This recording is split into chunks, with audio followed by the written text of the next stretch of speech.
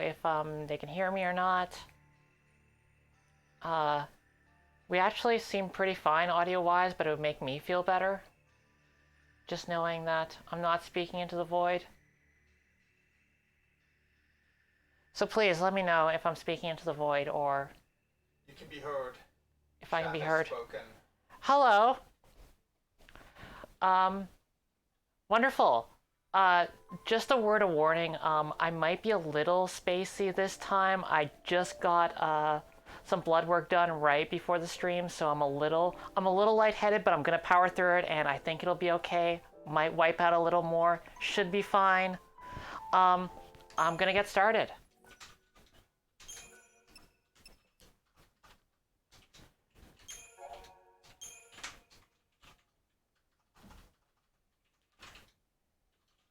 And if this is your first time joining, I'm playing through Final Fantasy XIII, which is a big inspiration for the RPG that I'm currently working on, which is called Get in the Car Loser. It was a big mechanical influence. I've been doing this stream now for, I guess this is the 10th week, and replaying this game has actually definitely inspired some changes. So I'll be showing off some more features inspired by what I've been seeing in this part of the game once we hit that portion. But for now, let's get back to Final Fantasy XIII.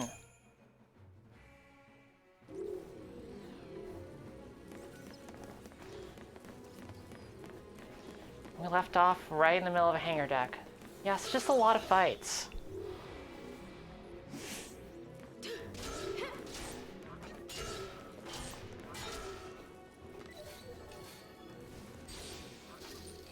Oh yeah, I did get your email. I did read it. Sorry, I'm just very backlogged, but it was very kind. Thank you.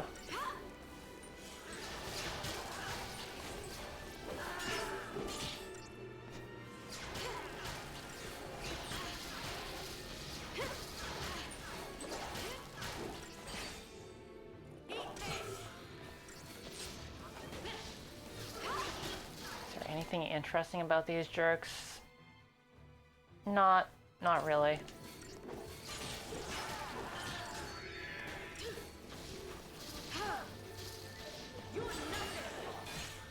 Oh, thank you.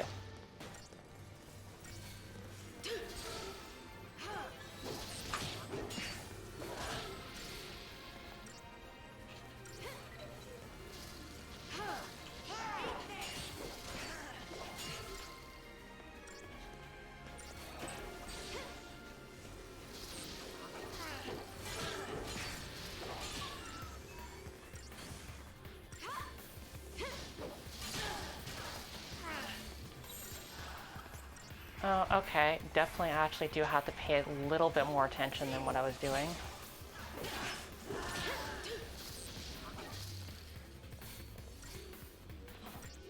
Thank you. This jacket is it's by Data Erase, who does some really amazing glitch art. I really love her work a lot.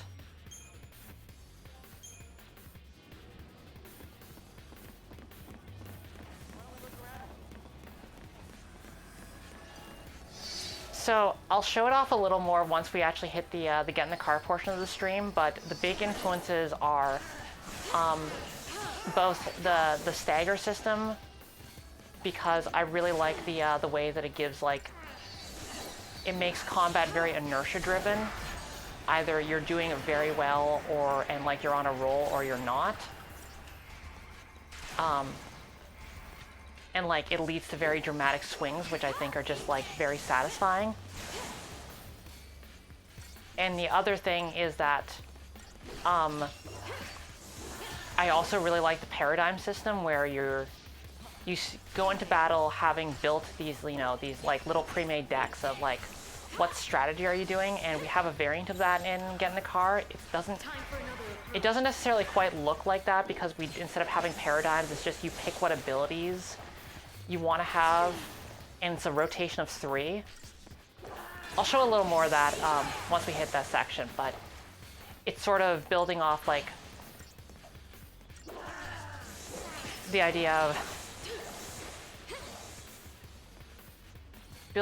idea of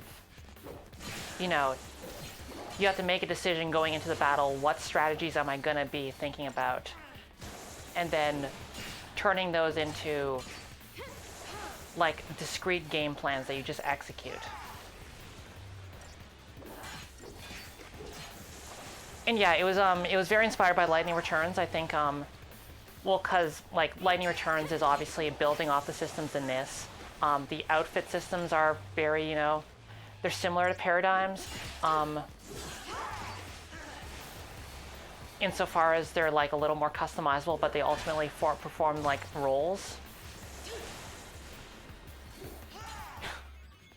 Okay, there, we pulled off a smite, and that's real good.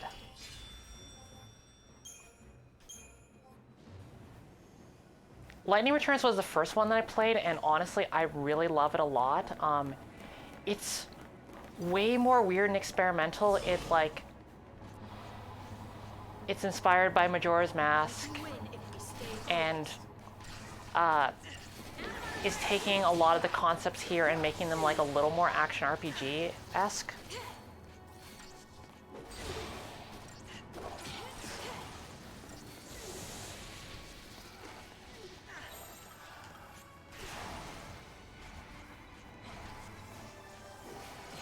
Oh god, please, I really hope that... Nope.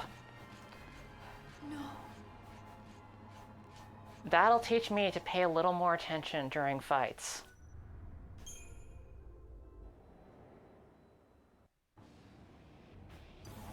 Yeah, I do feel like Lightning Returns is like the point where like they really nailed the moment-to-moment feel. I really enjoy like watching the animations, and this is great. It does feel good to be in combat, but Time for another approach.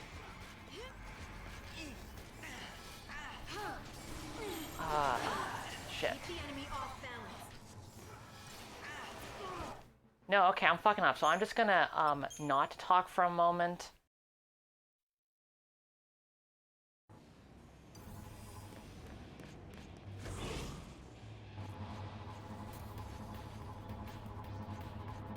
Keep your mind on the battle. Shield.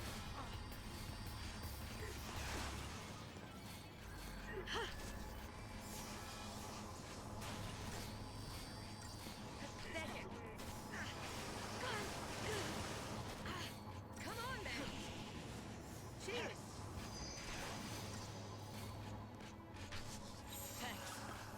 Keep the enemy off balance.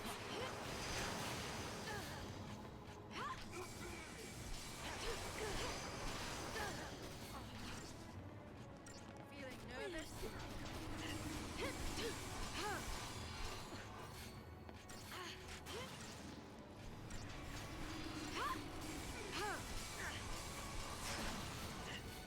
You're nothing.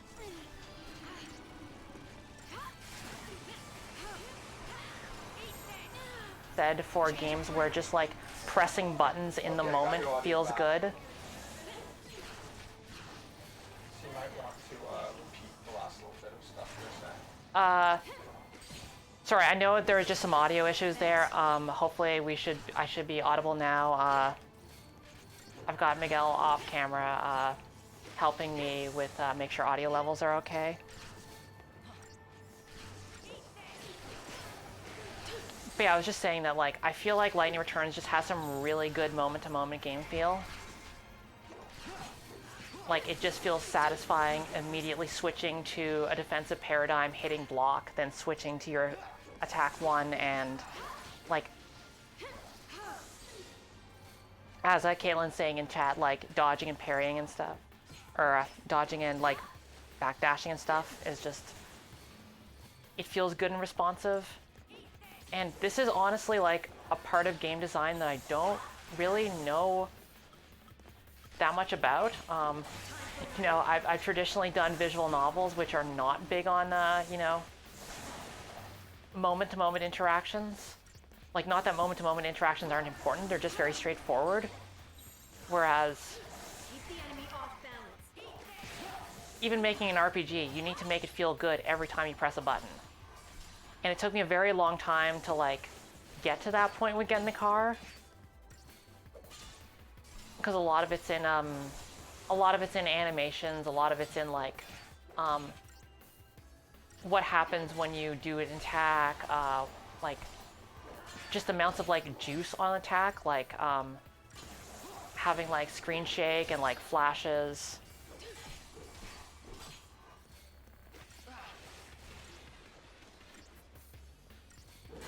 But yeah, just definitely a learning experience for me.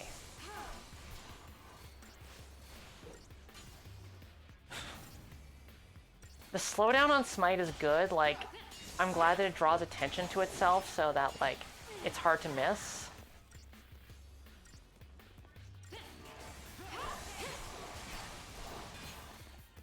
But I do still feel like it has the problem of, okay, just die, please.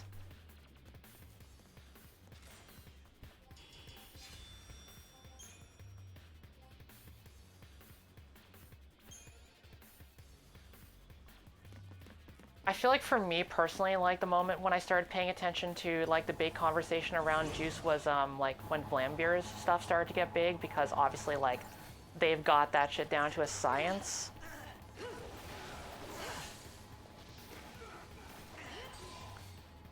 But honestly, like it was just a conversation that I didn't necessarily pay a lot of attention to until it suddenly became very relevant to me. So I've been eating shit apparently. So I've just been catching up on that. It's like, 10 years later, it turns out screen shake might be good. Who knew, other than everything everyone told me?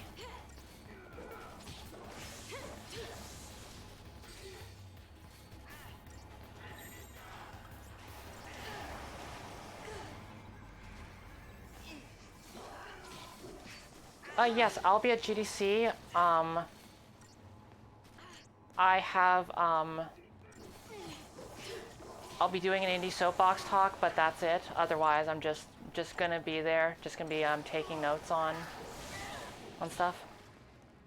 Wow, this battle is just not going well for me. Just gonna hit retry now.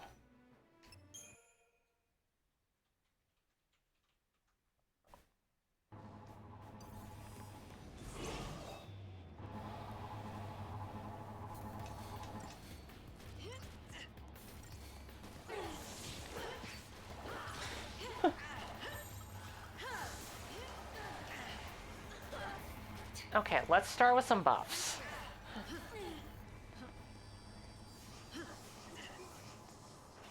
Thanks.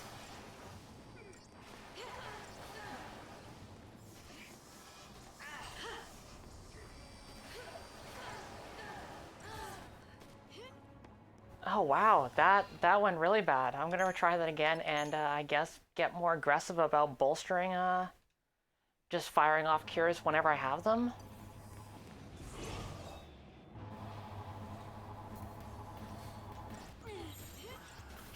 New strategy.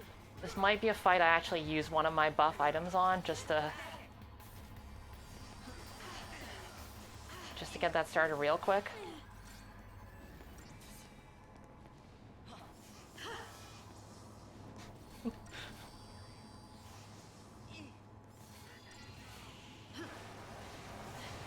Anyway, yeah, I'll be at GDC. I'll also be at PAX East. I'm not going to be showing anything at PAX East, but I'll be helping out with the visual novel reading room, just making sure that everything's running smoothly there.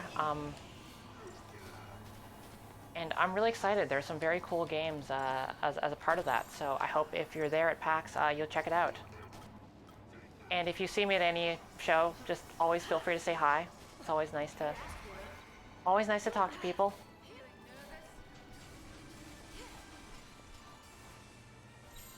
Okay, don't need Synergist, so let's just... Don't need Synergist, but do need Medic, never mind.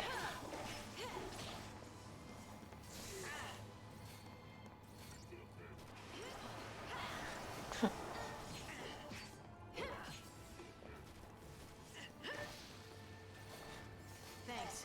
To be fair, the jetpacks that enable them to hover like 6 inches off the ground protect them from both launch and also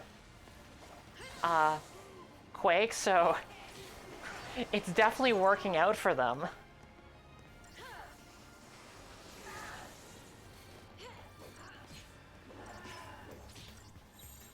Okay, maybe now I can switch to something that doesn't have healing.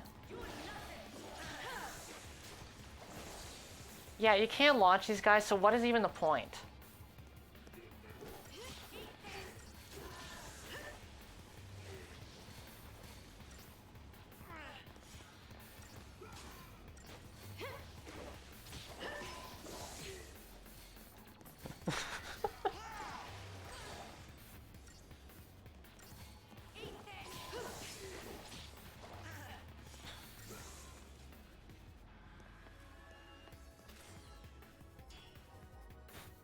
One star? Really? Come on, that was just... That's mean.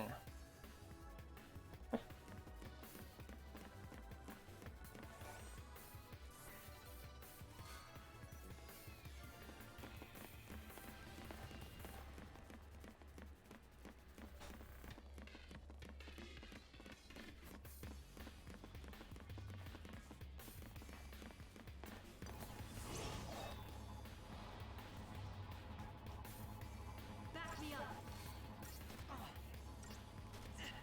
I definitely... If this game didn't have auto chain, it would be a lot less, I feel like you just psych yourself out way too quickly.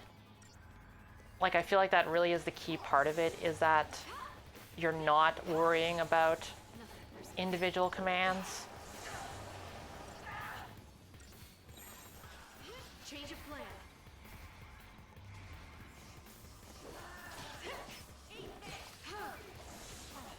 Especially since, like, it ties in well with, Thank you. you know, your allies, like, acting automatically.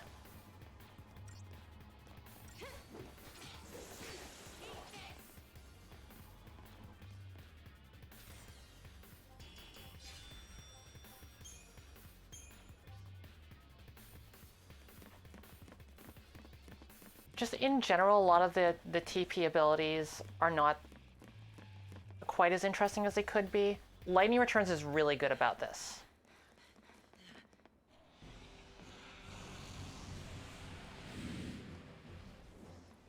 So what?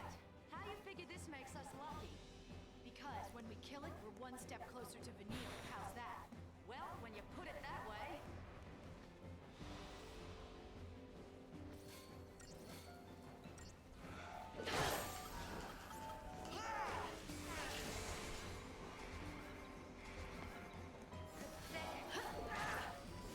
Come on then.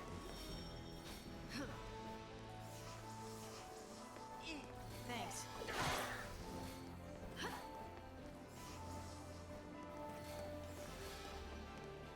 I would even go as far as to say that in general, Final Fantasy combat, like, throughout the series has almost never been about, like, the moment-to-moment what abilities you pick.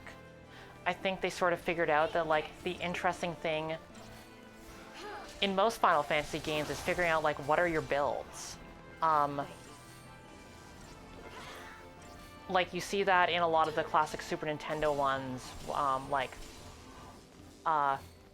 like Final Fantasy V, where it's all about the job system. Final Fantasy VI, where, like, once you unlock Espers, it's sort of, you get to make your own weird character builds. Final Fantasy VIII, where it's like, what bullshit are you going to be junctioning? Characters are actually interchangeable, so it's all about, like, what combinations you're making. I think in general, just, like, the interesting thing is not, you know,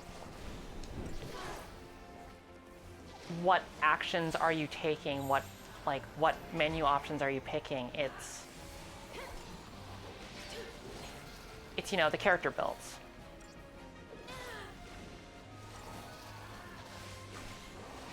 So, like, making combat that, like, just picks the options for you, then lets you focus entirely on builds, but, like, swapping builds on the fly, I feel like, I don't know, that's, like, the interesting part.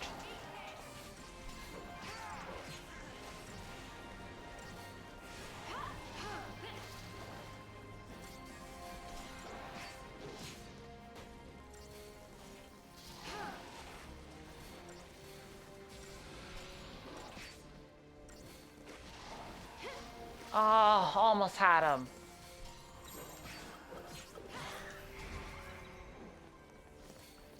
Probably should have switched to 2 commandos earlier.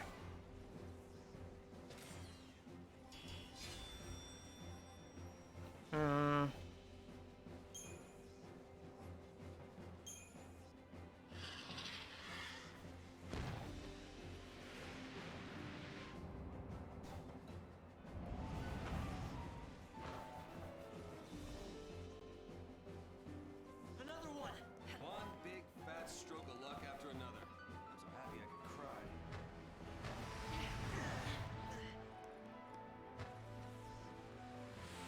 Tease us, will ya? Come down here!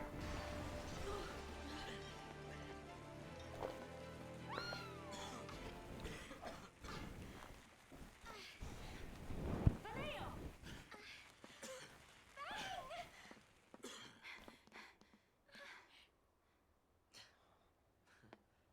There you are. Miss me? You, the monster! Where?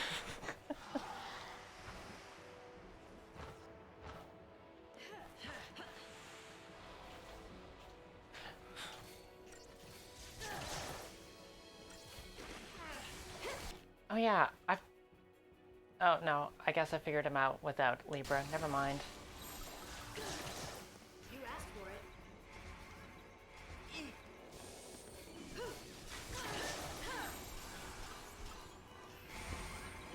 Pathetic. Yeah, finally at last we have the full party together. Which makes things more satisfying in terms of we now finally get to go 3-person parties from now on.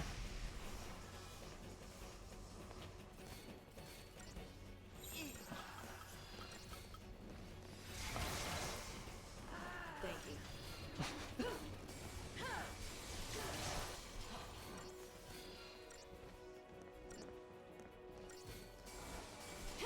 I will say this is like also a weakness of Final Fantasy in general is that they very often have very large parties, like very large numbers of characters in the game. And in practice, there isn't actually a lot of reason to swap them up.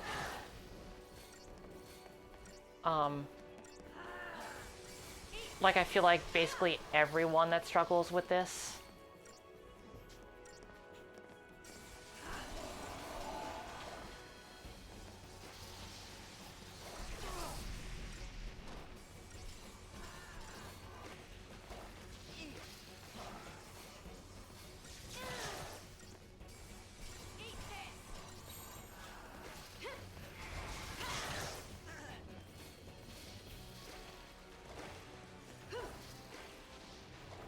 Okay.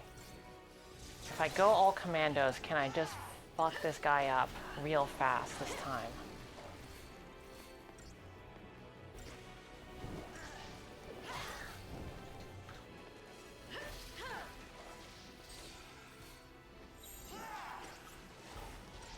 Keep a cool head.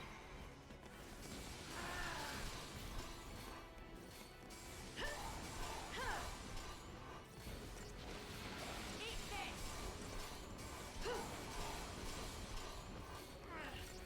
Okay, yeah, here we go. That's some real satisfying damage output. Love to see big numbers.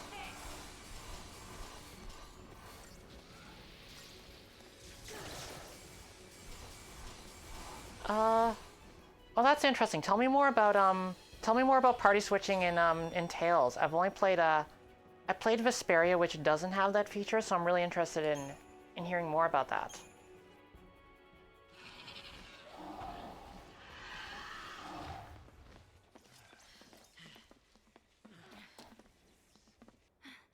Vanille! Bang!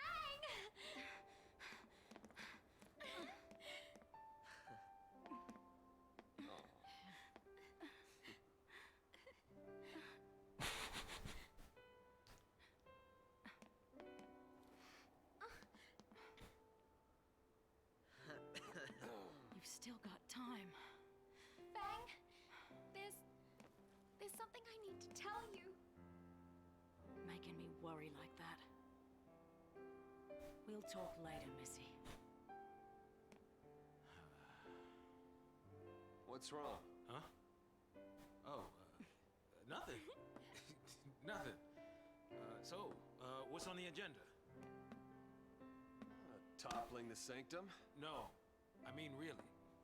He's serious. We're gonna take down the sanctum and give Cocoon back to the people. The fal'Cie have called the shots for long enough. If we pull this off, it'll be a miracle. Well, good thing Lady Luck's on our side. More of them? This is getting really old. Check this out. A miracle. Grand Pulse style. Vanille, go fish. Got it!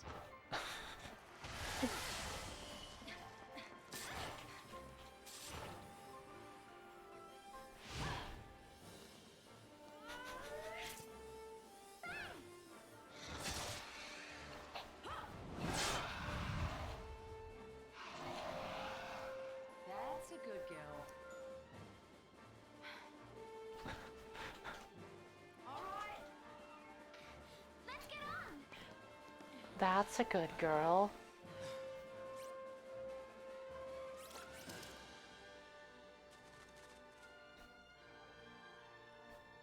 Sorry, I'll be okay. Maybe.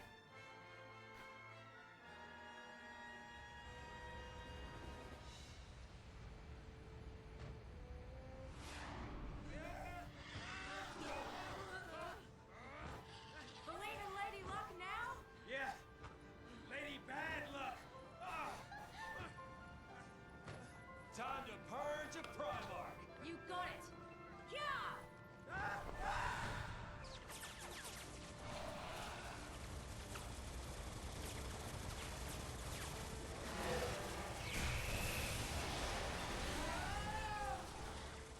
I love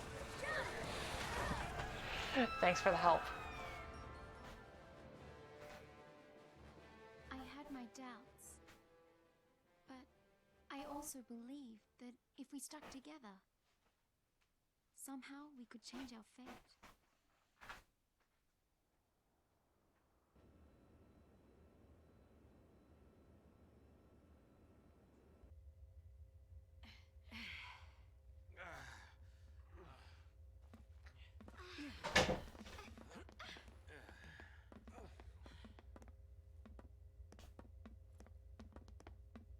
Isley's through there. We're still gonna have our talk. But let's survive this first, yeah? Right. Talk. I think it's great when girls talk. Just love to talk.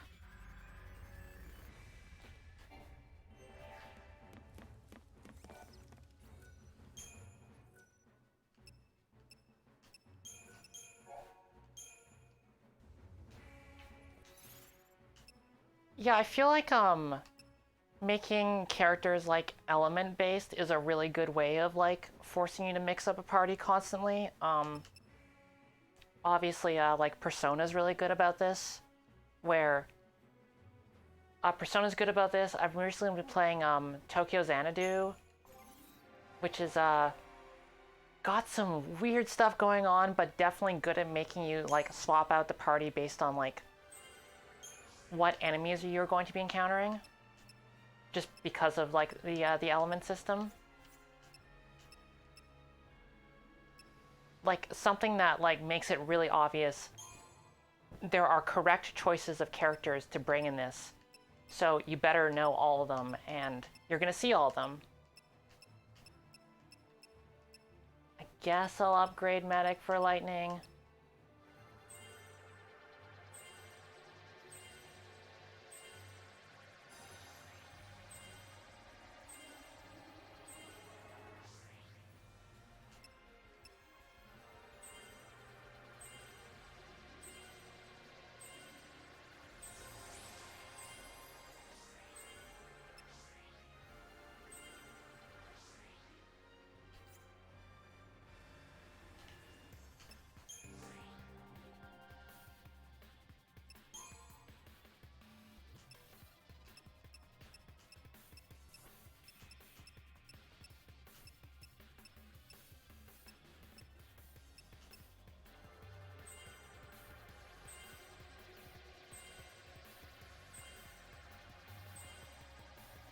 It's really pretty, but it's definitely a little less legible than it could be. I'm glad that for 13.2 they made it a little easier to read.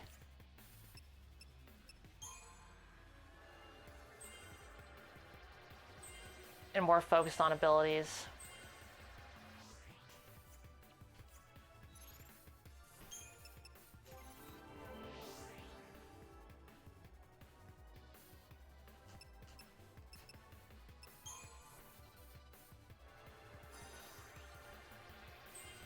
Yeah, Triplet, I think you like really nailed really hit the nail on the head.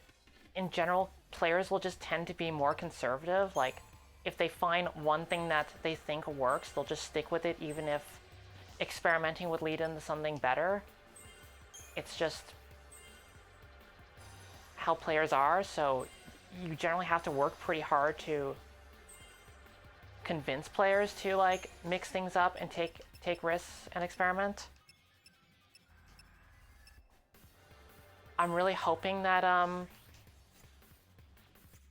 the way the equipment system works in Get in the Car, where in order to get more powerful you have to use new stuff and it's like randomly selected. Hopefully that'll convince players to be constantly like making experiments and like learning more about the systems because they have to deal with the hand they've gotten, but I'm really only going to find out once players actually like really dig into it.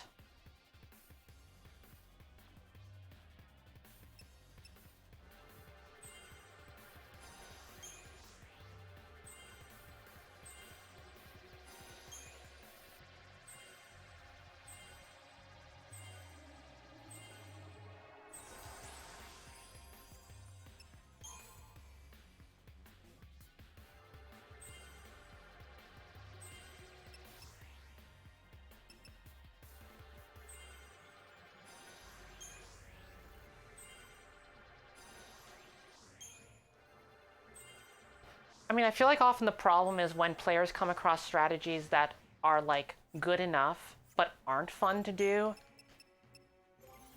Like, optimal strategies that aren't fun is really bad, but even just ones where you know, like the player thinks it's fine, it can be a problem as well.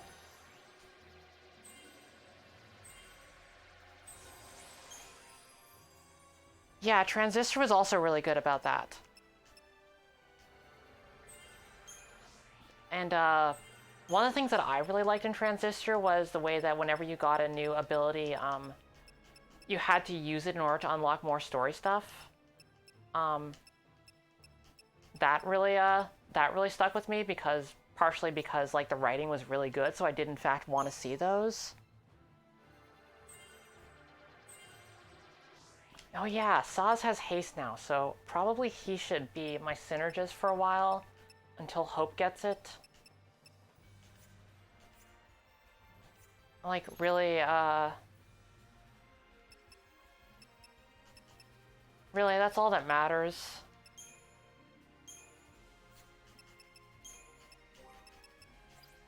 Is haste at this exact moment?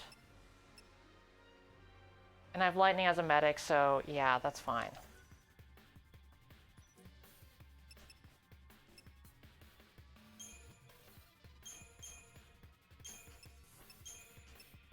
Okay, so we still have 2 commandos and a Ravager.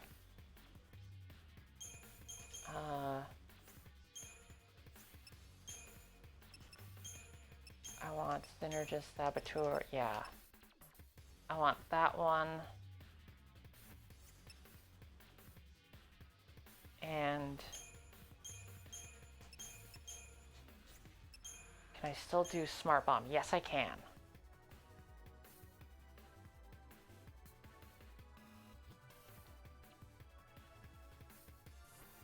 Yeah, it'll be a while before Hope has haste. I don't remember exactly how the abilities in this work.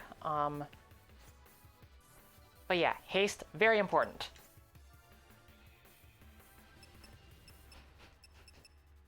Okay. think I'm good. At some point, I'm gonna be thinking about equipment, but I'm gonna put that off for another time, just due to being slightly spaced out.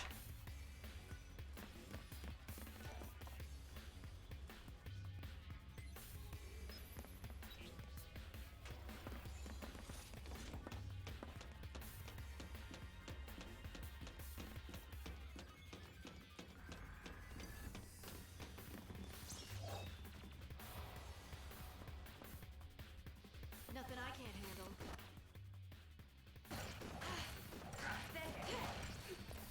Okay, that should not be the starting party configuration. I don't like that. I'm gonna change that later. Yeah, I feel like recently there's been a big switch towards just the entire party levels up at the same rate, no matter who's in the party, and I feel like that's a really good way to do it. At the same time, I actually am kind of fond of the opposite approach, which is, you know, games that encourage you to always go into combat with the least leveled characters. And basically what you need in order for that to happen... New strategy. Ah, shit.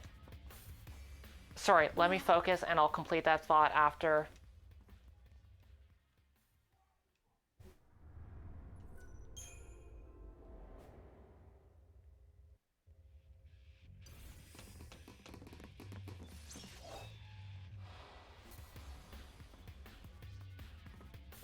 You know what to do.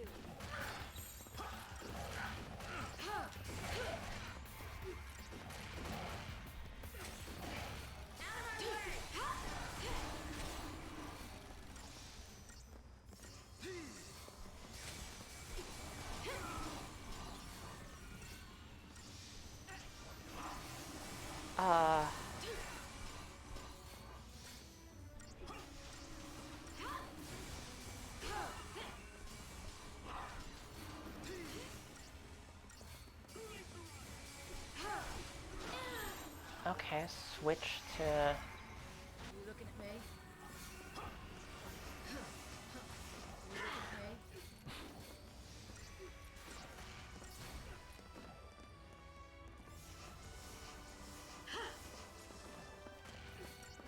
You looking at me? You looking at me?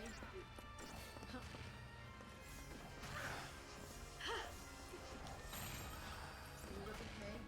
But yeah, I feel like there's a number of ways that you can encourage players to like focus on like your least powerful characters. One is, you know, the like a lot of tactics games have the thing where you just like have like party members go on dispatch missions or something where like they get removed from the party and have to... Oh god, please, please don't die, Light. Where you have to like balance multiple parties. Just like the Final Fantasy VI thing of there will be points in the game where you need to switch between like groups of your entire party, therefore they better all be good, is a good way to encourage that.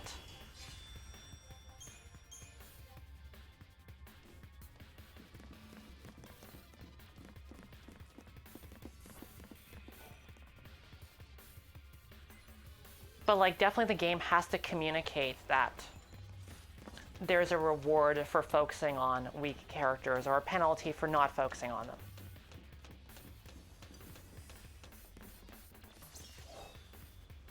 Even like the Persona style of, you know, like elemental characters still actually does encourage that, because you'll know that eventually it's gonna come up that you need a character of certain whatever element. Have I scanned any of these guys? Probably not.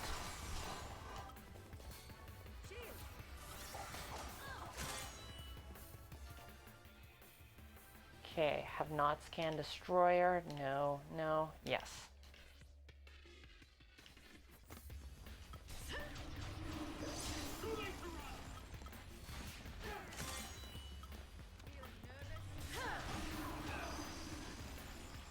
Oh, fuck. That went bad.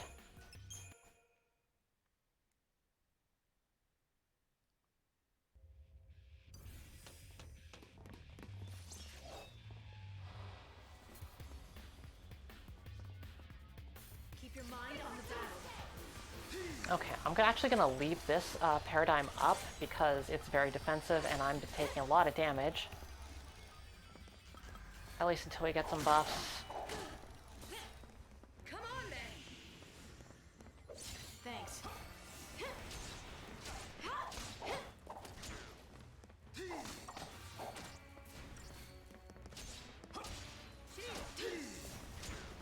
Come on, then.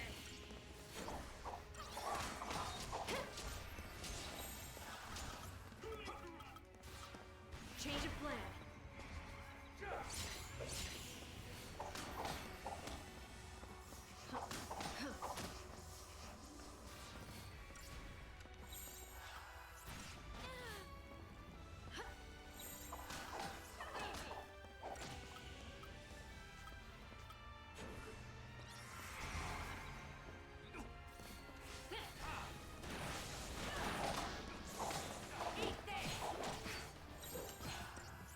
Oh god.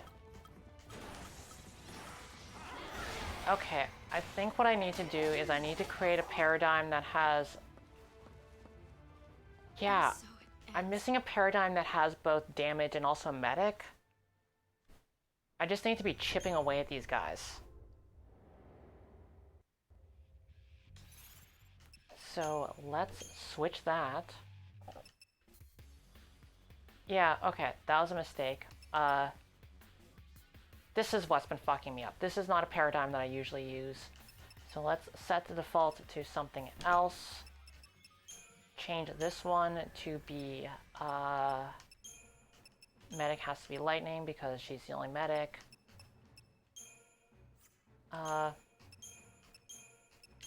Give me that diversity.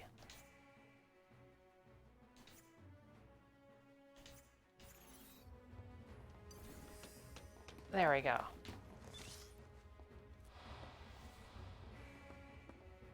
This'll be interesting.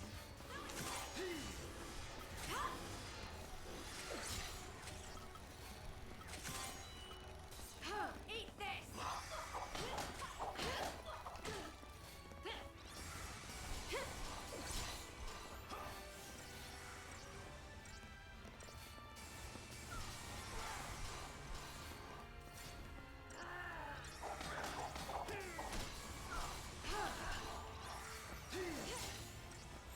Okay, so now that the spell is on, I'm gonna switch to diversity.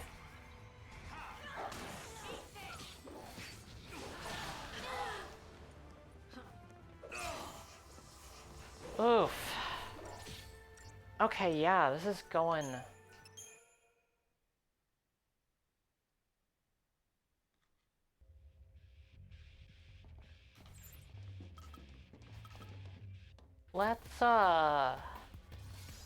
Let's use an item. On your toes.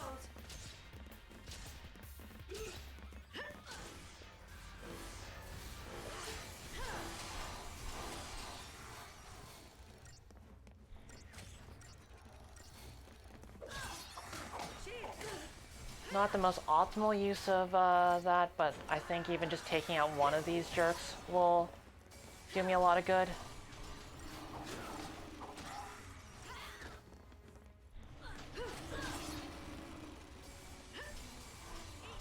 Thanks.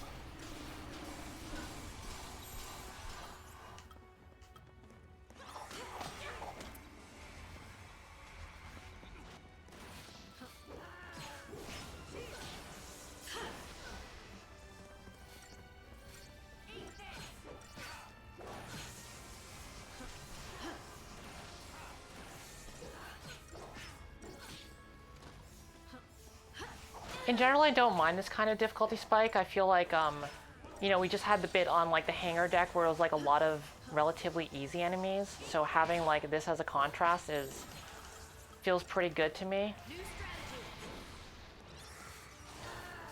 Okay, let's just go 2 commandos real quick. Kill this huntress.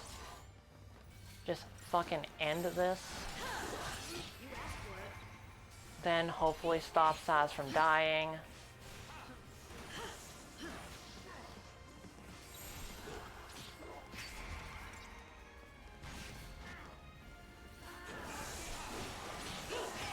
Oh wait, shit, there's still there's still one more guy. I didn't notice because he got behind me. Fuck. Okay. This is still screwed. I'm gonna try this once more.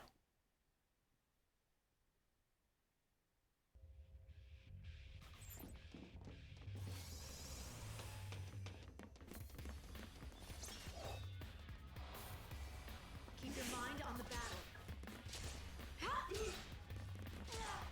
And I'm gonna take on that destroyer first, because he's an asshole and I don't like him. I really don't like his rocket launcher. It keeps ruining my day.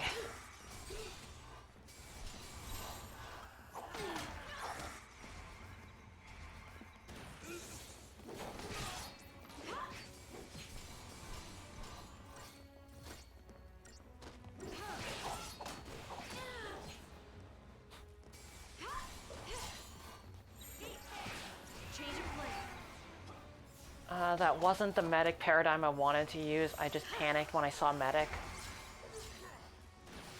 This is the one I wanted.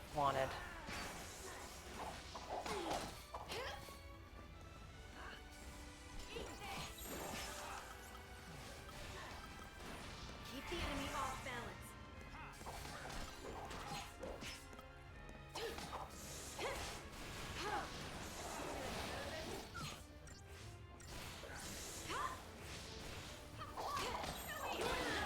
Time for another approach.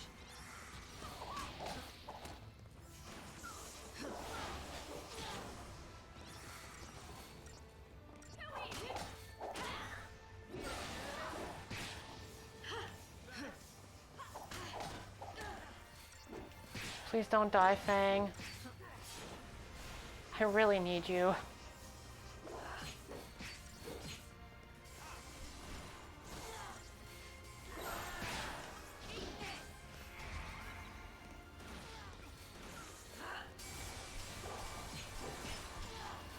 Okay, here we go. Almost there.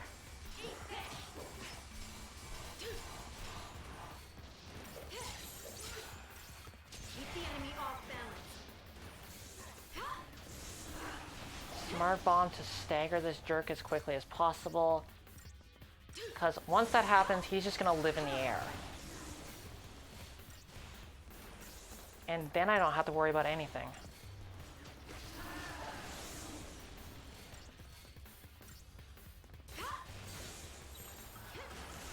Okay. Got it down.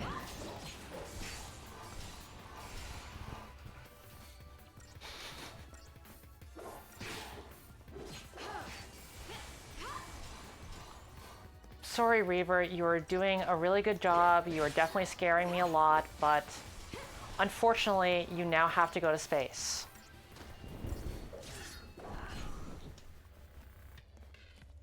It's really fun. I feel like it's honestly like it's kind of the secret sauce in this in the combat that I really forgot about.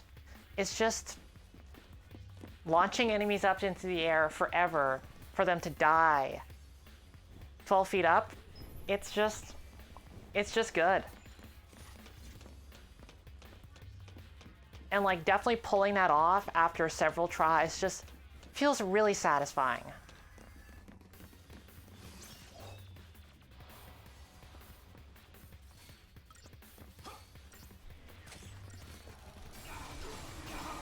Thanks. Like something this is making me realize is that, oh no, that was just some random ass encounter. But to be fair, this game is definitely good about having random encounters that are just like harder than some of the bosses, which is fine. I don't think that's necessarily a problem.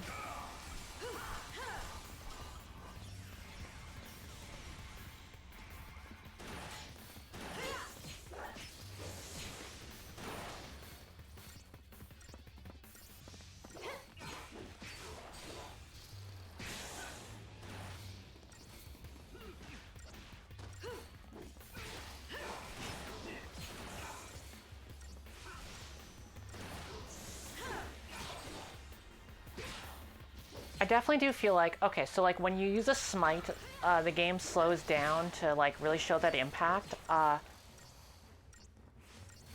in general, this only does a couple of like slowdowns. It does, it plays with time when it shows like the little like stagger flash, and it does it when smite pulls off.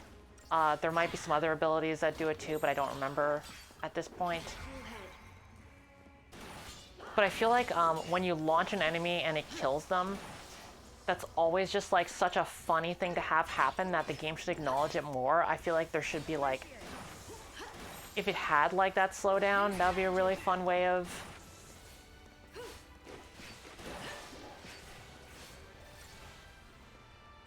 communicating. Also, I really like what the animation engine is doing with this enemy just up in the air, just like showing him wiggling in place. It's not right, but it just like, it's funny, so that's even better.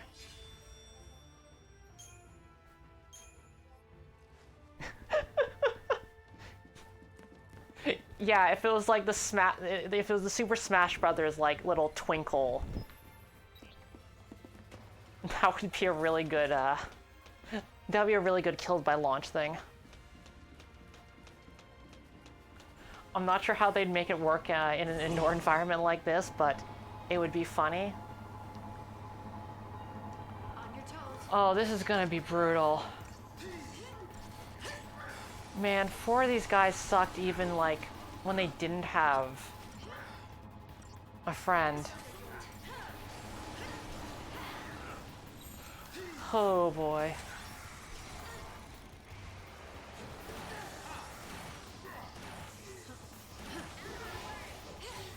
Oh god, do they have Dispel?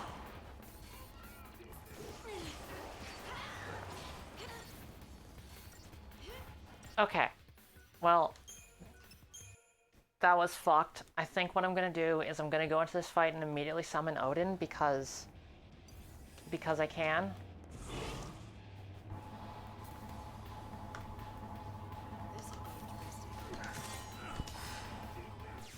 Odin.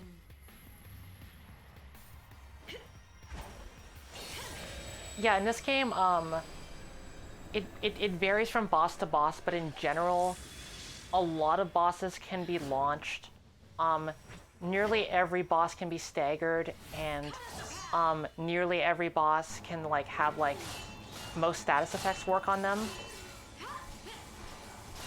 So it really does like encourage you to be using the same vocabulary in both random encounters and also random encounters as you would boss battles, which I think makes things a lot more interesting than, you know, like the classic RPG problem of you have a bunch of cool abilities and they don't work in the bosses, so bosses just like feel different. We do this together.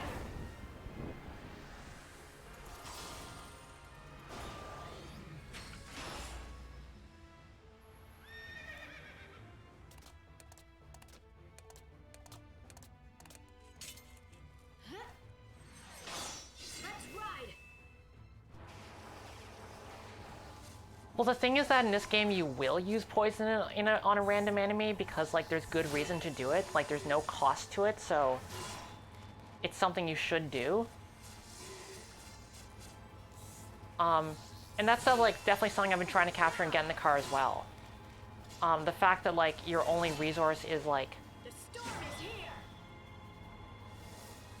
your only resource is taking up like an ability slot. Until next time. And the time that it takes to cast it.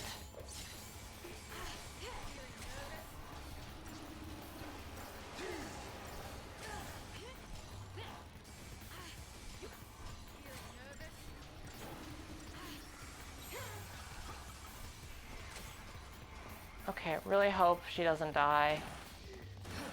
Please don't die, Fang. I did so much for you. I summoned Odin for you.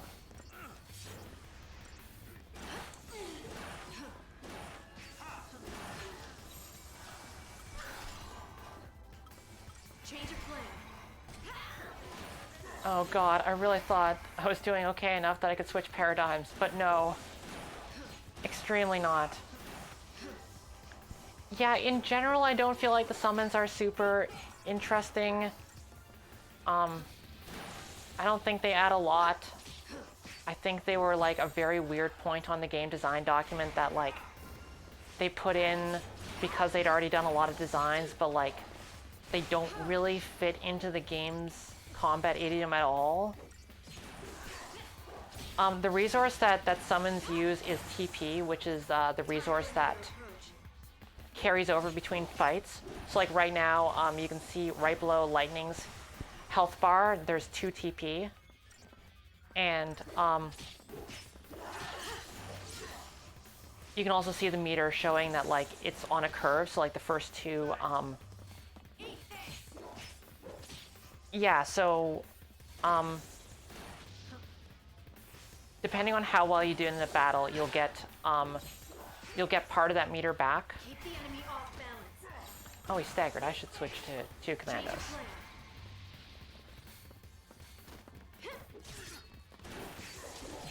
But yeah, hit points don't carry over between battles, but TP does.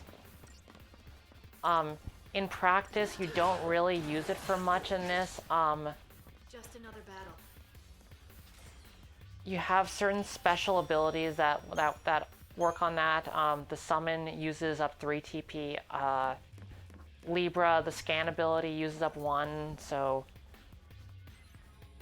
basically, if you have max TP, you should always use up something because you'll get part of that meter back for winning the fight.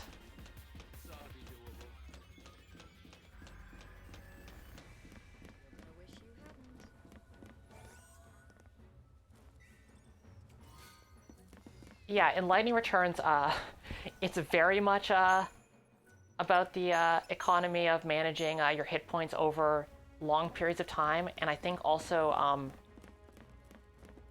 the Lightning Returns, instead of TP, has a meter called EP, which works similarly. Been looking for you, Nabat.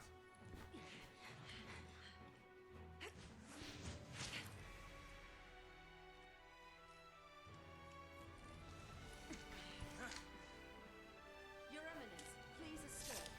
I'll cover your retreat. Why don't you leave, Jill? Or rather, take your leave. Humans have no business here. Your Eminence!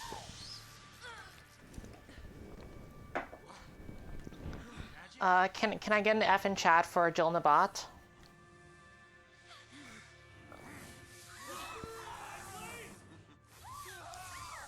Really, just could have done so much more. Monster! People are not yours to use! What else does one do with tools?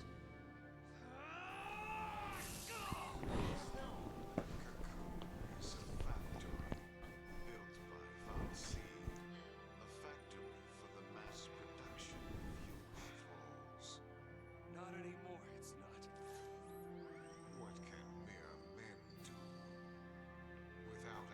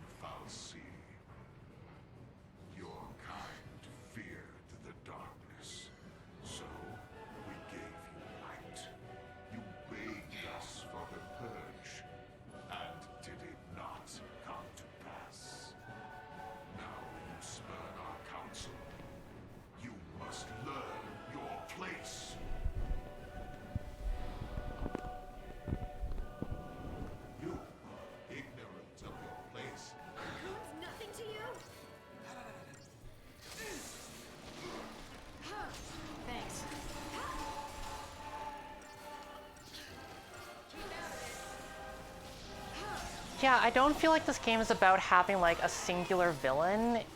I feel like what makes it work is that like what you're fighting is like the entire cosmic order of things. Like you're fighting not even a single god, but like just like the entire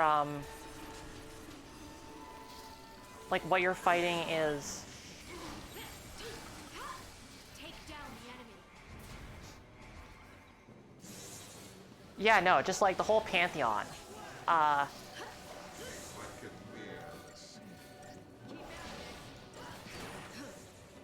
And also like it's a pantheon that's a weird ecosystem that like, you know, humans are just parasites on the back of.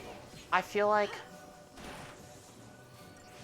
I like that a lot, and I don't feel like it necessarily needs a singular, like, strongly characterized villain because it's dealing with, like, a bigger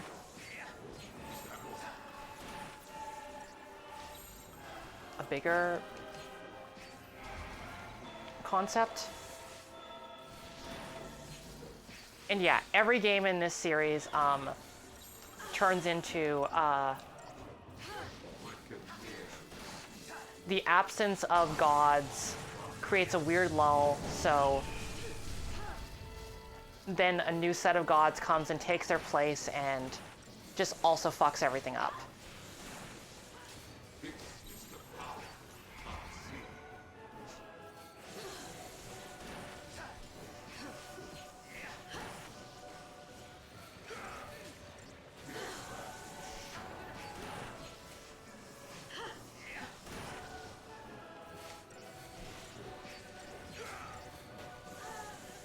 Oh, fuck me. Okay, I'm using Phoenix down for that. Might not matter. Might be dead. Oh. No, shit. I tried to... Okay, this is not working. Let's retry.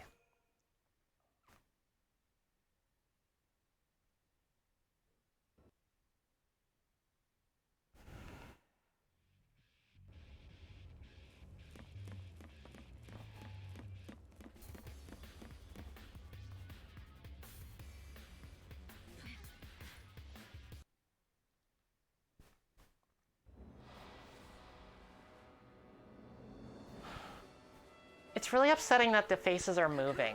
Like...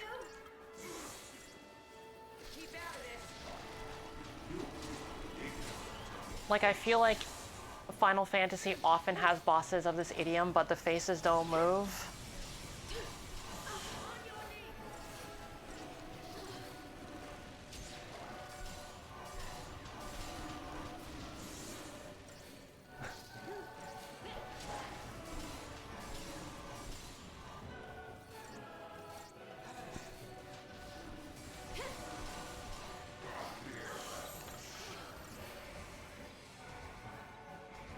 I hope I did not switch to diversity too late.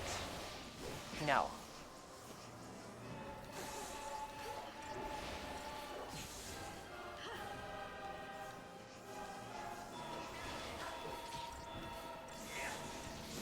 I feel like this game doesn't really emphasize items very much. Yeah, if you get a game over, you like and do a retry, you get to keep all your stuff. That's also something that carries over into getting the Karos. It's very generous with that. Like running away from a fight and getting the car just means that you go back to before the fight happened, which is the same as the way it works in this.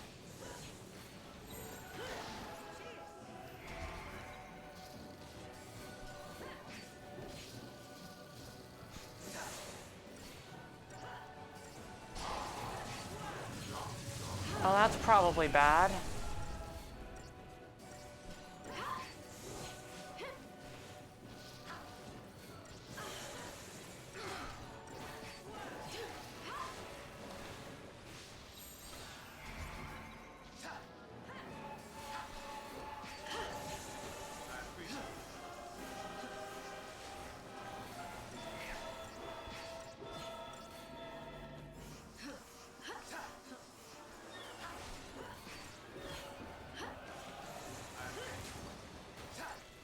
But yeah, the game doesn't really encourage you to use items very much, which is something that they definitely rectified in Lightning Returns, where because you have because your hit points carry over outside of battle, you're constantly worrying about like, am I going to be able to heal? And the webcam is getting more out of sync. Is that the case? Huh.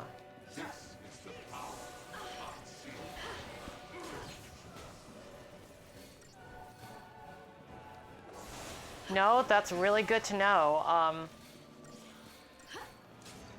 I can't do anything about that right now, but I'll look into that afterwards. Huh.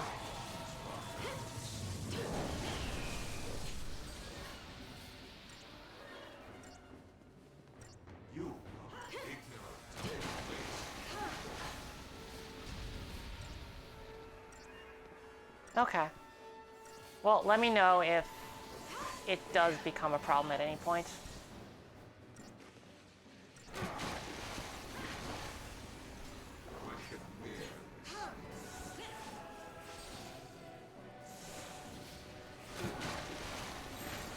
Follow my lead.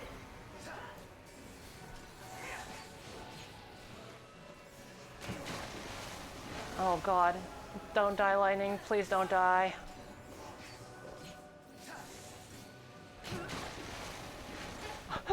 Oh. Just like that. So close. R.I.P. me.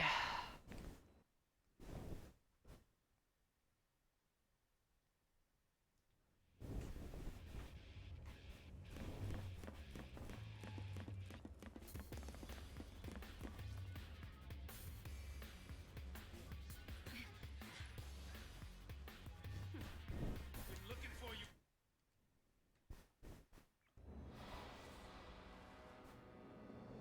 This is the power of a fal'Cie.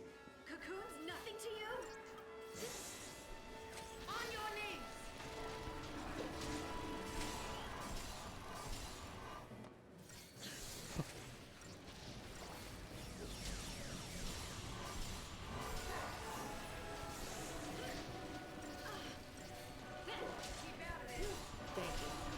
I guess the fal'Cie are kind of mechanical in like how they're designed. Like, definitely there is the idea of like gods being machines in this. No, that wasn't not the paradigm I wanted. One can fear.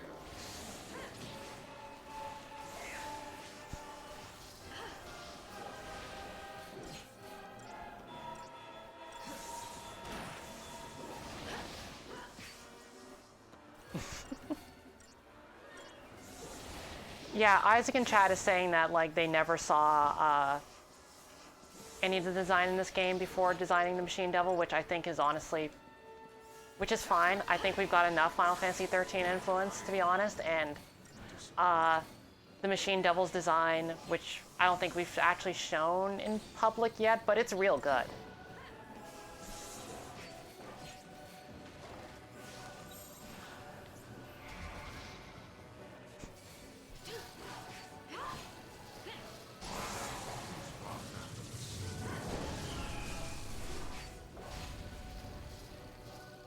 Honestly, one of the biggest things on our mood board for the Machine Devil and like his minions and Get in the Car was the Devil Gundam from G Gundam, actually, where it's supposed to be a machine, but like it's actually the exact opposite. Like in this we have, you know, these are machines acting like gods, but what if you had something that's supposed to be a machine acting like a god? So that was like a big inspiration.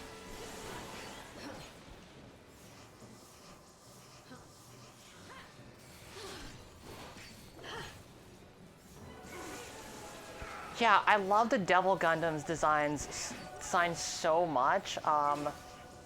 Just like it keeps growing like faces everywhere that it shouldn't, but they're wrong somehow.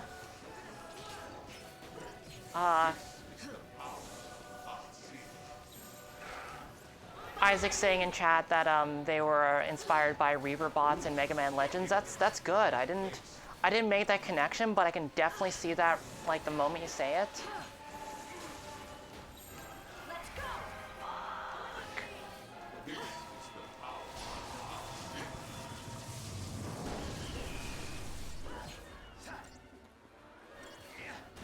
I appreciate it.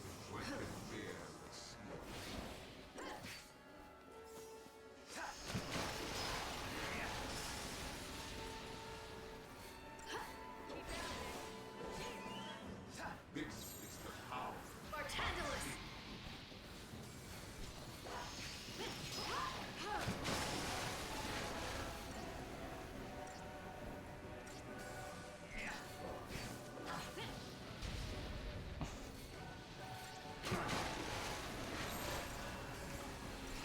I'm just gonna be very defensive in this fight because I'm really getting sick of lightning eating shit.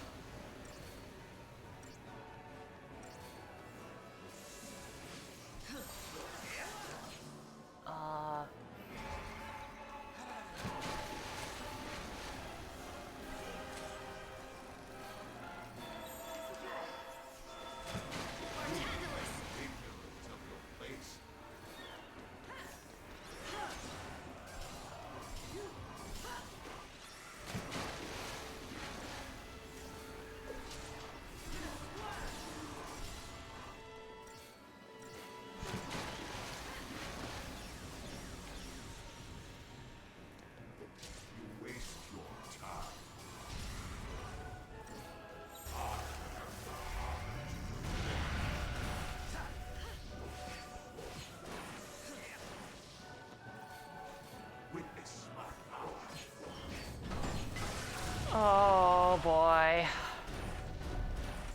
I don't love that Thanatosian smile.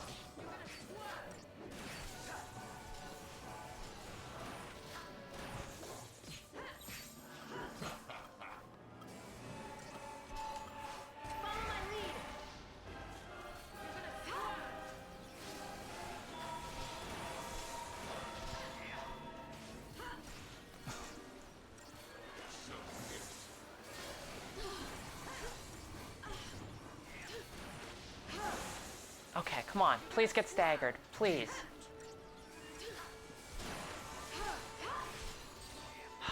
There we go. Now the fun part begins.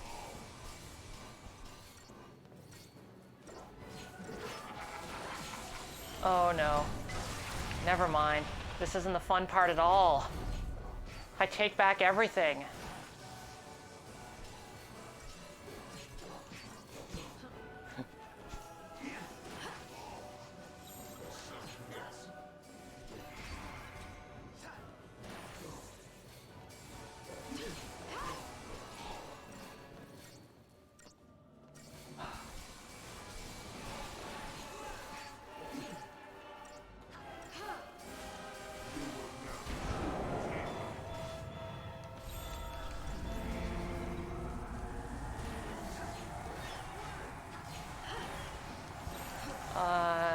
Do I need a sentinel? I probably need a sentinel. I don't know if I need a sentinel, but I'm not going to chance it. This'll be quick. This'll be quick. This'll be quick.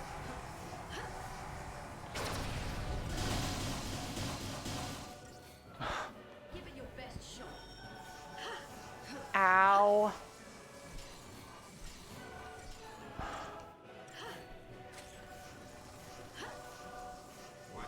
I wonder how they balanced that to make sure that didn't kill lightning. Like, is there a special condition in there just to make sure that lightning only takes, like, most of the health bar and damage? Or could it have just possibly killed if I wasn't if my party wasn't built like this. I really want to know.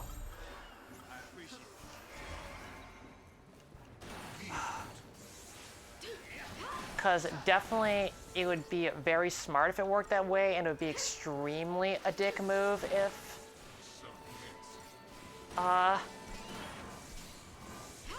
there was a move that could just kill lightning like that.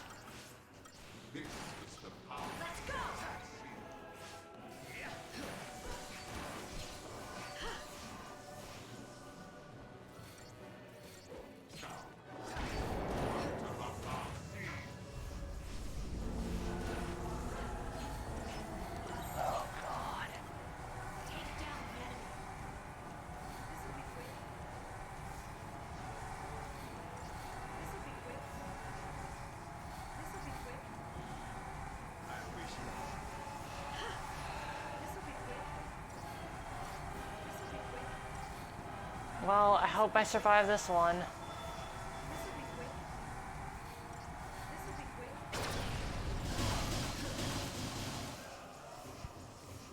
Oh my god. I don't love the random range. Just that. Okay. Well. All right.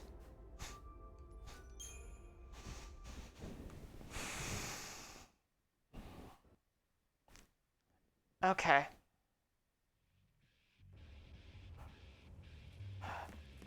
You can cancel Destrudo? Okay, that's good to know. How do you do that? Is it just attack during it? Oh, I should also level up, and maybe I should just make my party leader a sentinel. If I can do that, I'm not sure if I can change from lightning. I think I can. Okay, so I'm gonna find every HP bonus. I'm gonna give that to myself.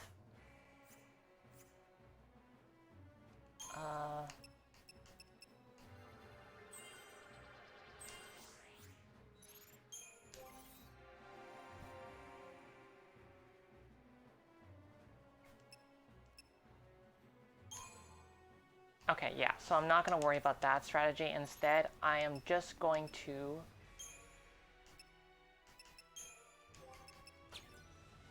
I cannot change my leader at this time, so... okay, it's going to have to be lightning.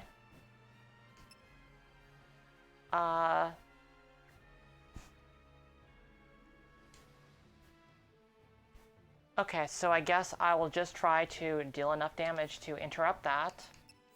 I am going to get myself some defensive buffs. Maybe I actually want Hope, because Hope gives me defensive buffs. Let's see what he's got.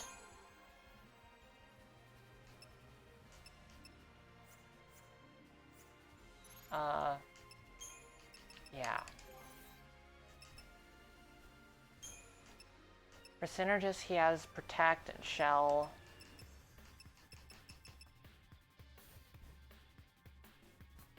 Which I think would probably be more helpful in this fight. As much as I love Haste, it doesn't necessarily seem to be super DPS driven, so... I mean, maybe I'm wrong given that you can interrupt, the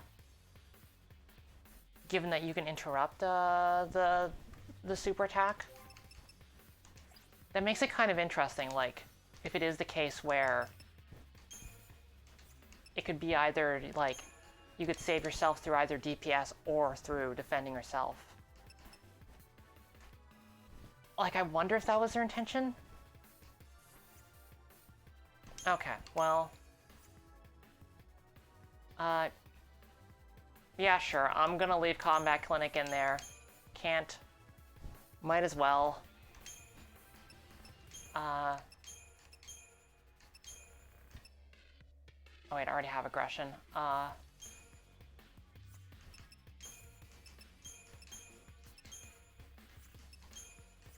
Good starting. one.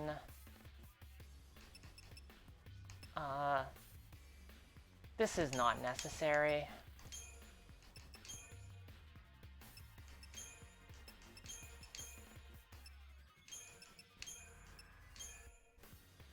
Yeah.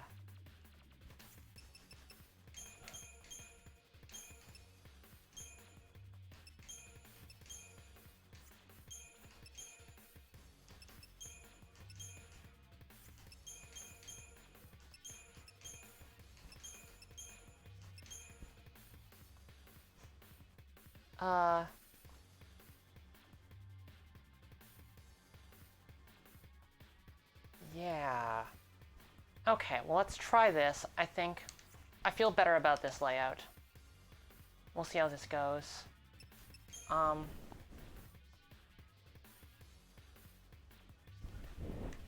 Let's just level up Hope and Fang real quick.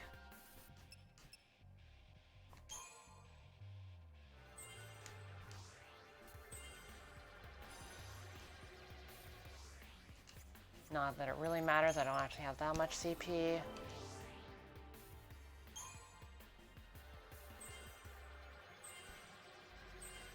We could always use a little more hit points.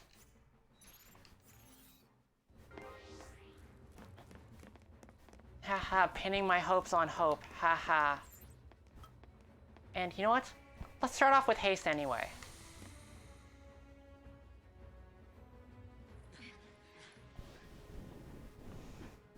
Been looking for you, Nabat.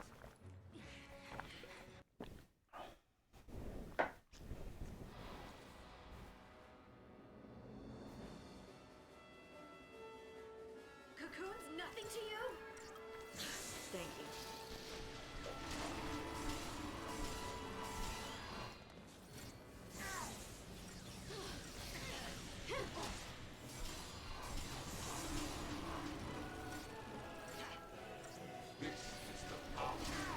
So something that someone was saying earlier is that like combat is a little bit like it's a little bit difficult to look at the field and just read what the status of everything is, and I think that is like a little bit true to an extent.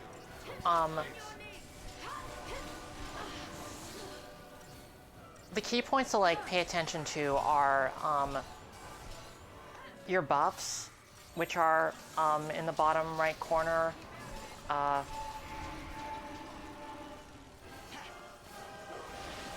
So like you can see right now, like we have a bunch of buffs. The most important ones, I think, being the little shield one, the little hat one, which are protect and shell. In general, the game encourages you to just focus on whatever enemy you're fighting at the time, which is why like the little stagger meter and health bar only show you which enemy you have targeted.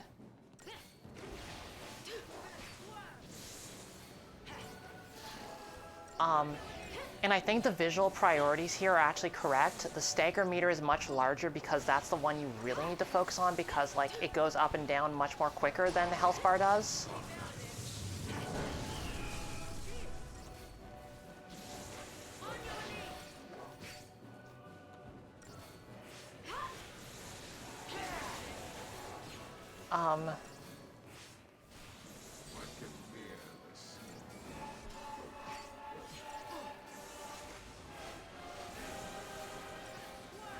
Yeah, and health and stagger are both on the right side of the screen, or your health and enemy stagger are the two most important things.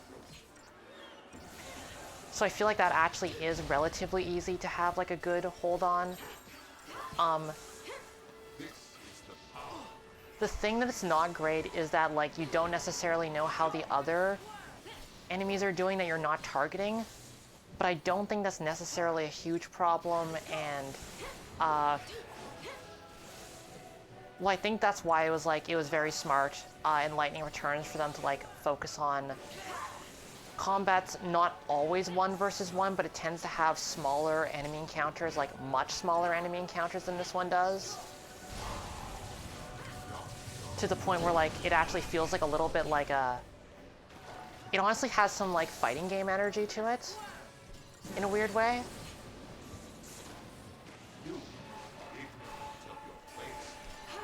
You can't be staggered by enemies. The party sort of has its version of like the stagger meter, like the chain gauge, but it's only for healing.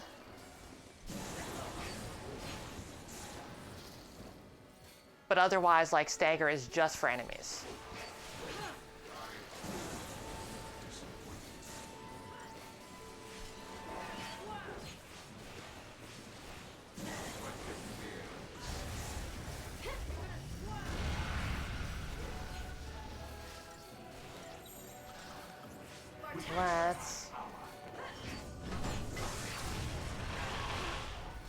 Let's heal. Please heal.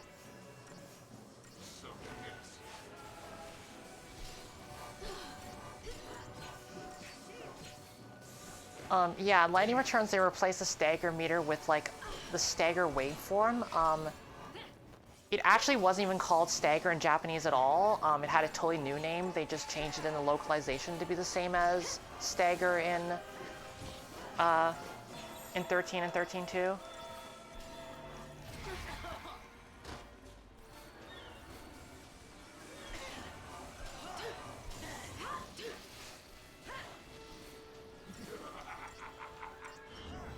Can I interrupt it? Can I interrupt it? Please let me know. I cannot. I cannot interrupt that one. Follow my lead. Yield. Got your back.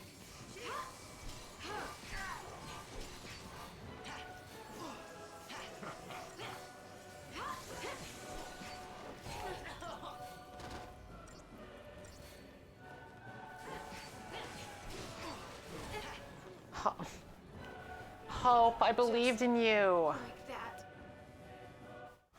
Hope.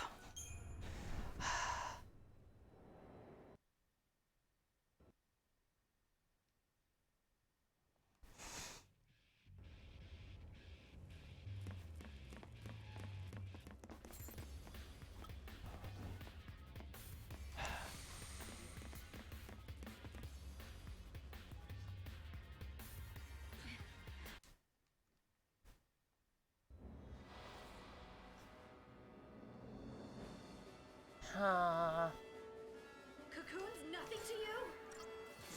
Thanks.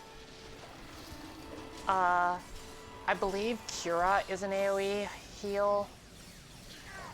Like, I think that's the difference between it and Cure. I'm not 100% on that, though.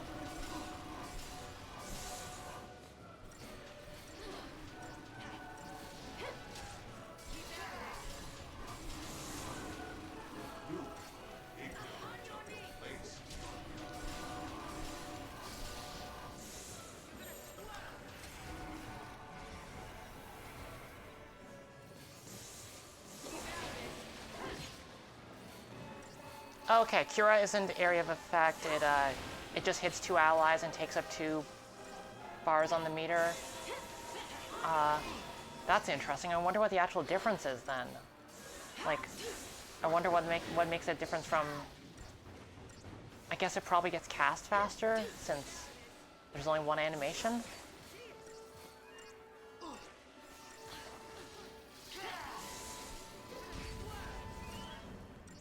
Yeah, I think the thing that I'm not quite getting is that I need to be hitting the panic button whenever he's using a big attack. And like, there's warning on them, so I think actually that might be possible.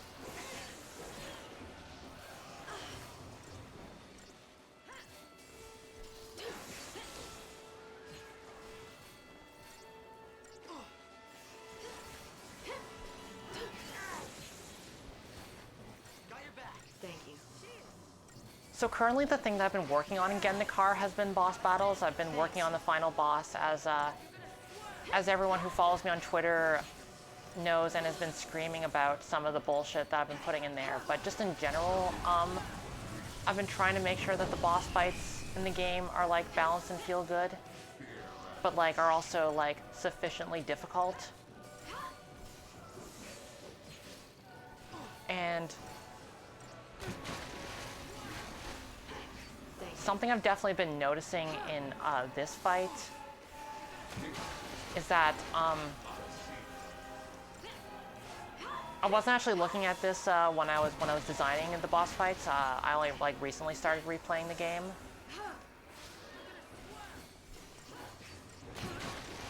Okay, I think I can just kill this thing real fast.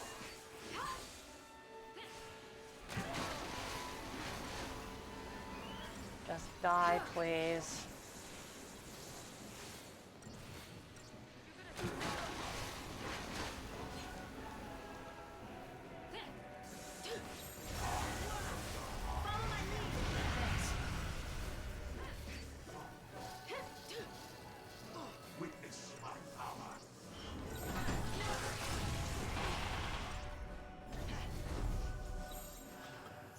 Yeah, okay.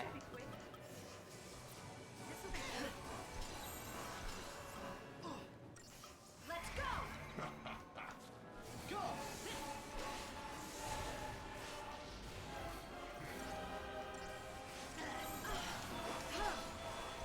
Okay, switching to bully just so I can get my shell.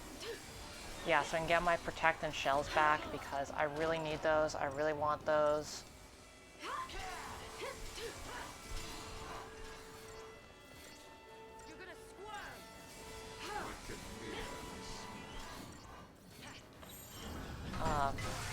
Panic button. This'll be quick. This'll be quick.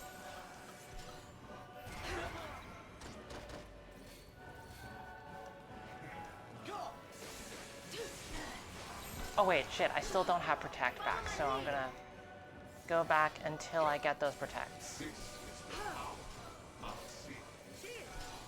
Okay, there we go.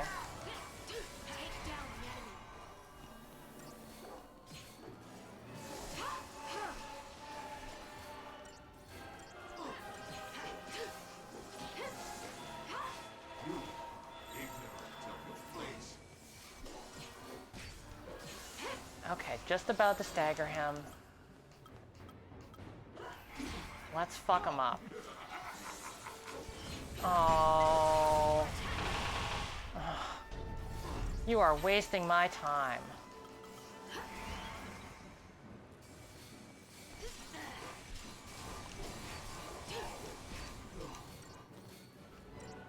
I wonder, have I used Libra on him? I want to see if I can... Yeah, so something interesting about this boss is that he has a lot of health, but his chain resistance is really really small. God, that's just so many hit points. Never mind that. But the fact that his chain resistance is small means that like you are building up a lot of the stagger meter over this stagger window.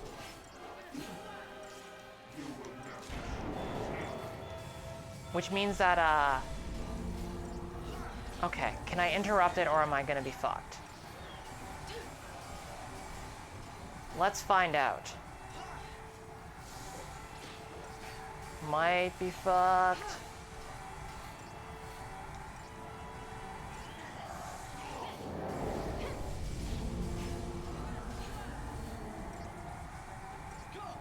I don't know if this is doing it. Maybe by, like, staggering him, it could? Okay, well... that could have gone...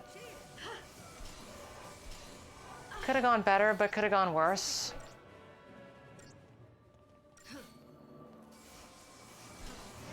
I'm just gonna heal up, and then I'm gonna use Phoenix Down on Hope.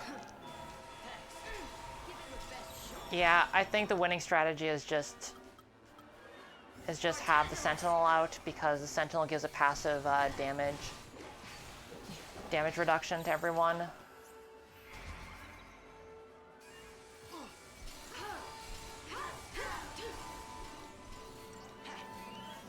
Witness my power.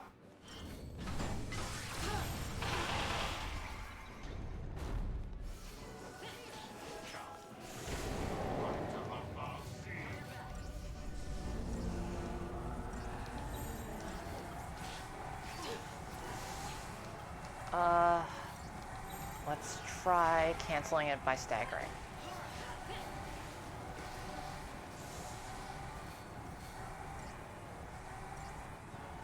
If not, I think maybe I can take it, but I don't know. Am I close? I don't... So the thing is that his stagger meter goes up really high. No.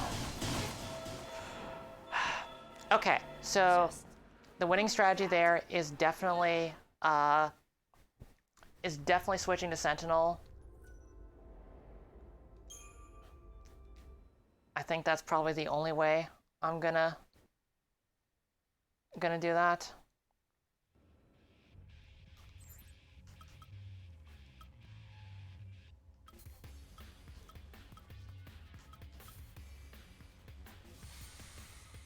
I can double check, but I think he's still vulnerable to slow.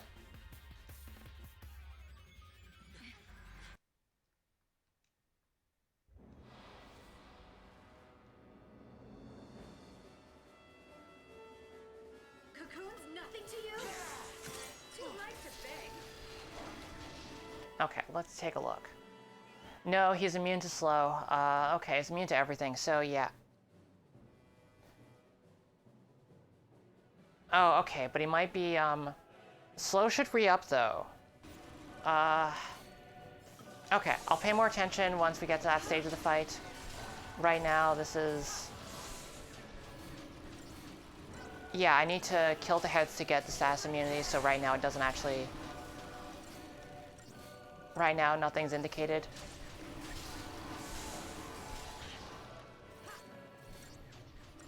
Thanks. Yeah, I don't know if any of my saboteurs have poison.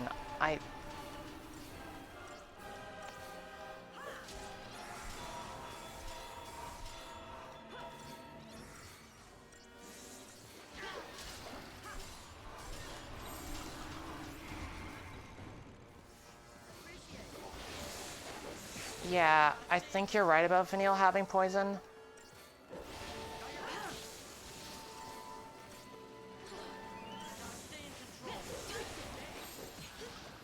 Follow my lead.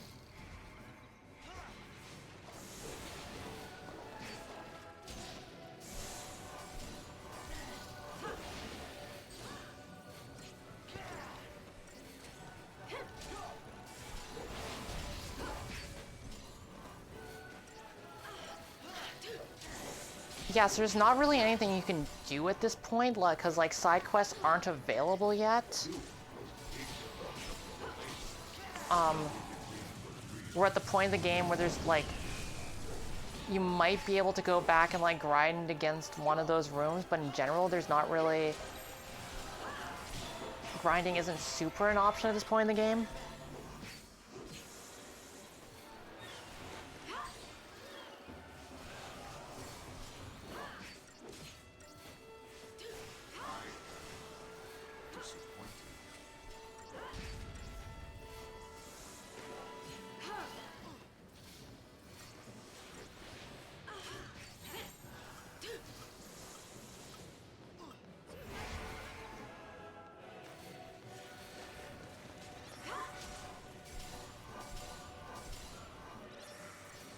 This is the power of fal'Cie.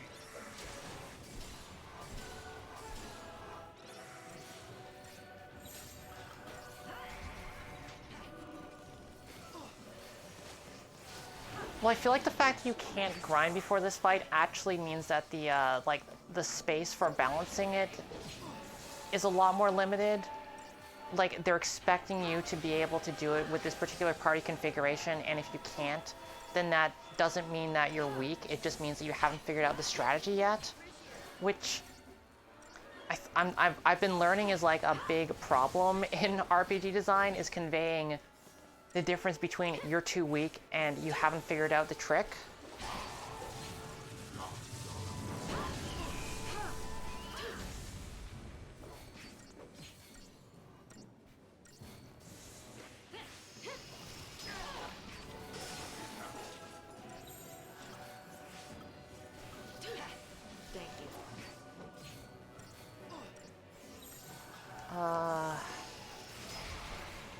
Yeah, sure.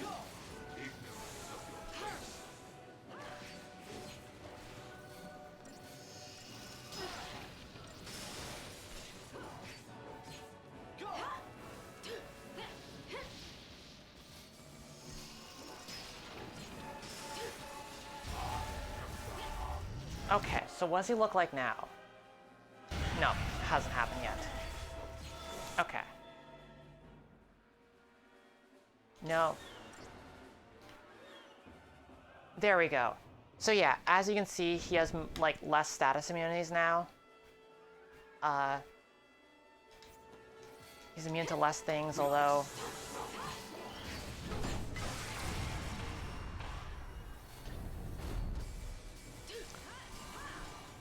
Yeah, I guess once we have slow on him, that's all we can do. Is he actually taking slow, though?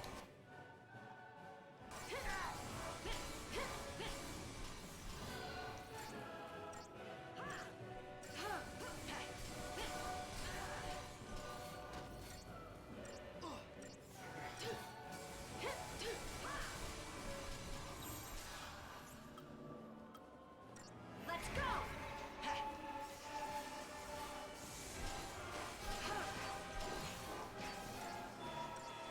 You will taste agony.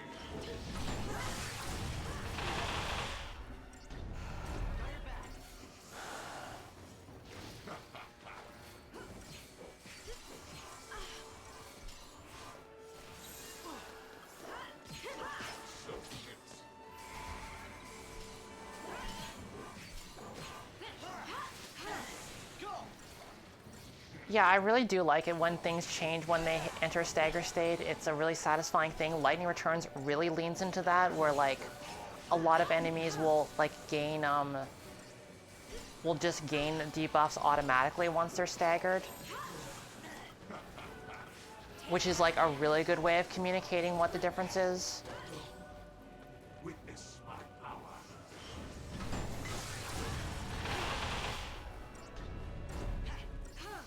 You will know.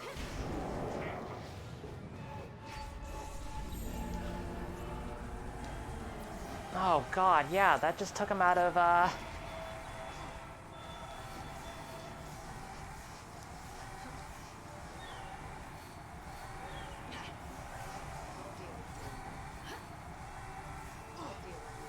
Yep. Unfortunately, Fang doesn't have Protect, so hopefully that doesn't...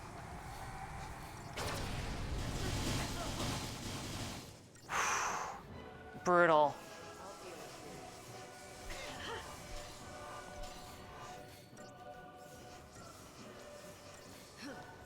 Yeah, Destrudo clearing your progress in on the stagger meter is definitely a huge jerk move. I think what they're going for with that is that if you can interrupt it with a stagger, that means he has to be staggered first or it won't work. That might have been their idea. I'm not 100% sure on that, because I'm not entirely sure if that actually is the way to interrupt it or not.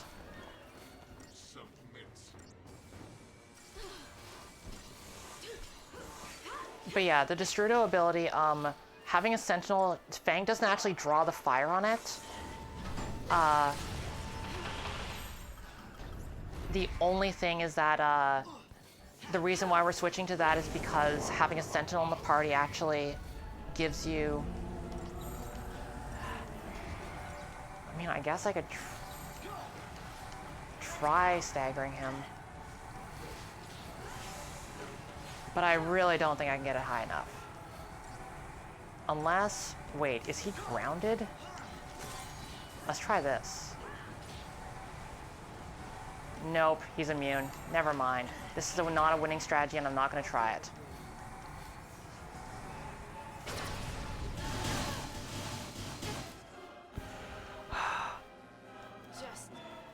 Okay. So, yeah, Sentinel technique not working. Wait, did I have Protect on? Here's a question. Did Lightning have Protect when that landed? It's possible.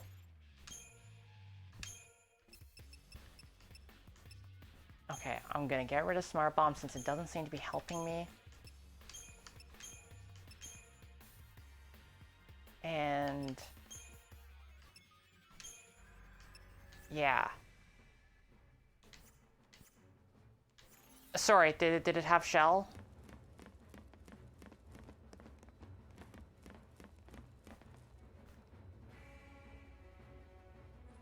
Yeah, I think the way to go there is just like winning the DPS. You are ignorant of your place. Cocoon's nothing to you?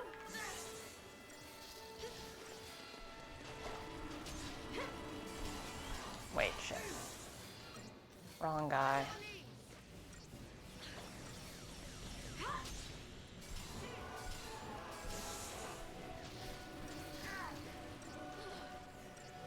What could fear this?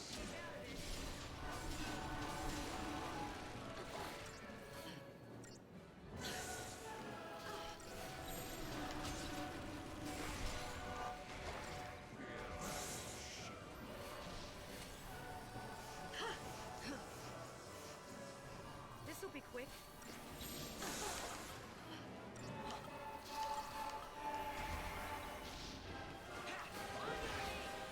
This is the power of fal'Cie. Yeah, that doesn't sound like sufficiently good signaling on that. That's a little bit... Would be good to communicate that a little better.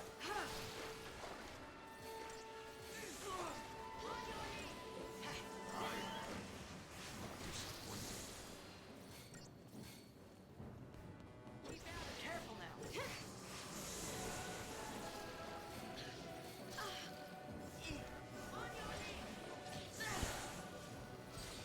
I guess I also have enough TP to bust out Odin when he does that attack as like a... That might be a thing to try. Follow my lead.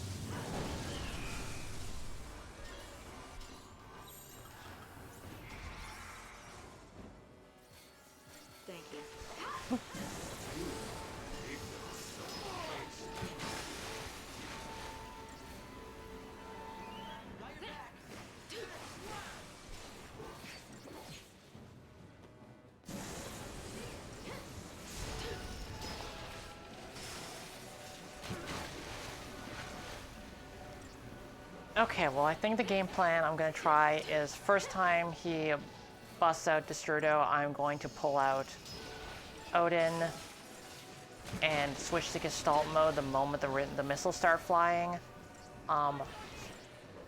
We'll see if that gets me past one of them. And then for the second, I guess it's just try to do as much damage as possible with Com Rav.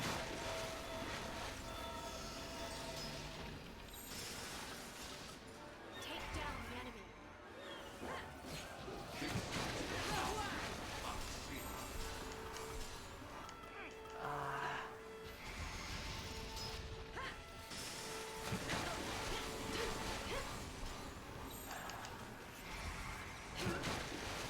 Shit.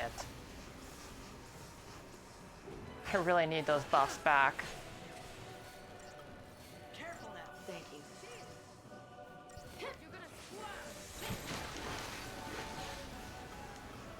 Martandalus! This'll be quick.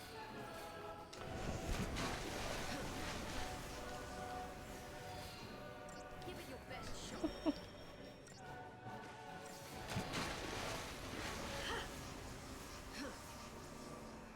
Thanks.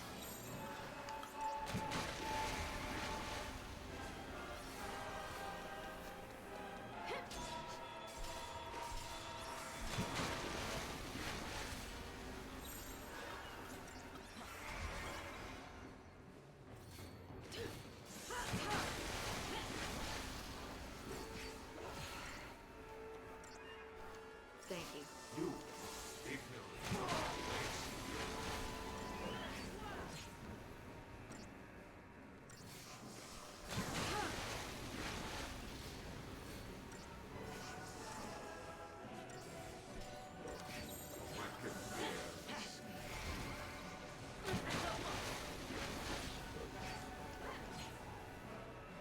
You know things are bad when you're trying to Google what the fuck is an eyelet in the middle of a boss fight. You know, it's learning, right? Take down the enemy.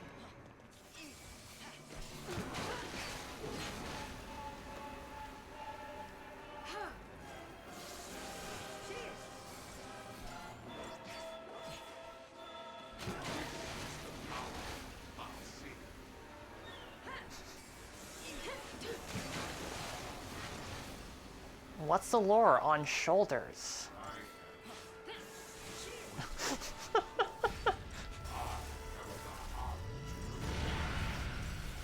Damn, I guess we really are learning. Martandalus!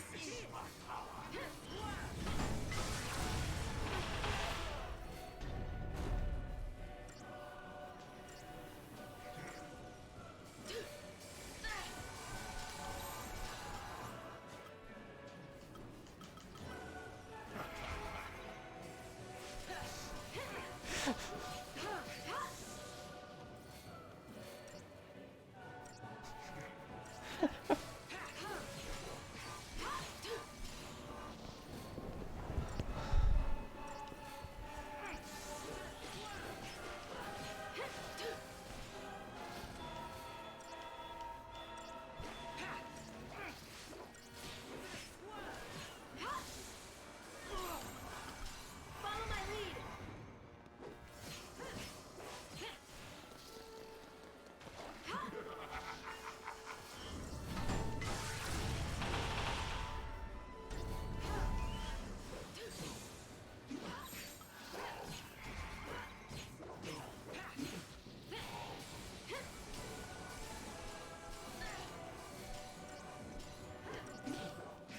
I wonder if Destrudo is specifically like happening at certain hit point ranges. Because that's definitely a technique that I've done in Get in the Car. I've been noticing that they actually landed on, like, I wasn't taking notes on how the bosses in this work while playing originally. So I just sort of ended up balancing, doing like the initial balance pass on the Get in the Car bosses based off what felt right. And, alright, so, Odin, Get in here. Odin.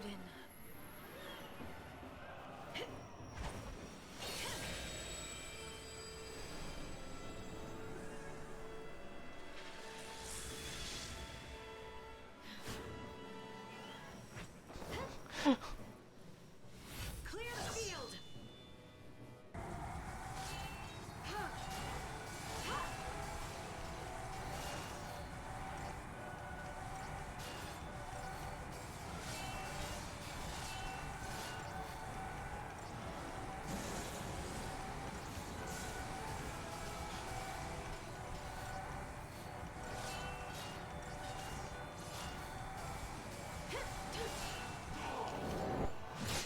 Lend me your blade.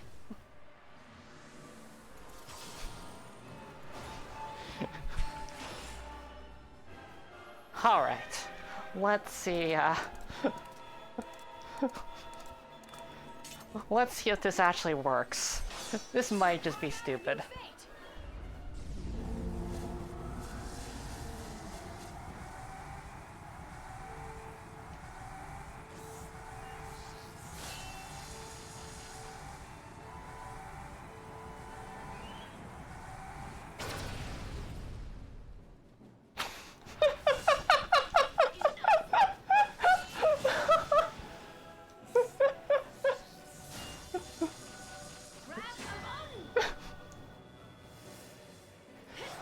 Oh, I love strategy.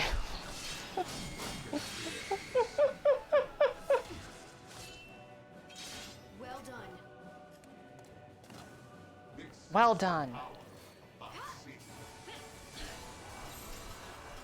Bartandalus. Oh god, I have no buffs.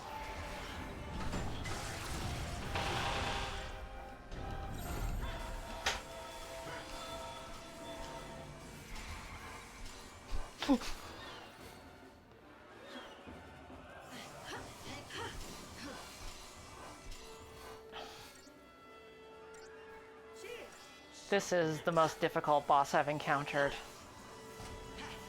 And is definitely kicking my ass. Give it your best shot. Oh boy. Alright, well. I'm gonna buckle up. See how this goes.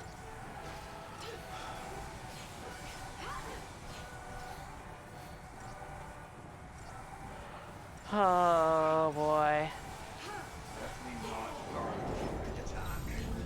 Okay. I'm really hoping that was the groan that meant... Oh yeah, there's less orbs.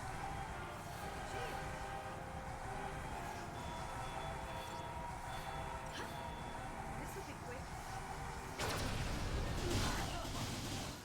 Okay, yeah, that did a lot less damage. Alright, we've got it down. Smooth sailing from here. I say as I immediately eat shit and have to switch orb paradigms. You will taste agony.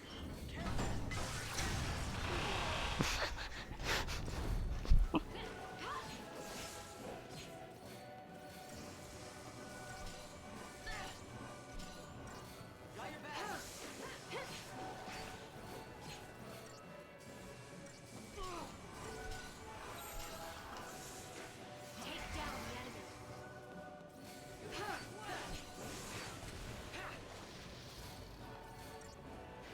Yeah, I'm trying to think about what I would do to communicate the orb reduction thing, because that's a really interesting strategy that the game actually does not convey at all. I feel like honestly the fact that you can survive full orbs at all is kind of a mistake. Follow my lead. Because like it makes you think that you're doing something right, but actually you just got lucky. Let's go. Oh god, I need diversity even if I... just to get the heals up, otherwise it's not gonna even matter. Fuck. This might be it for me.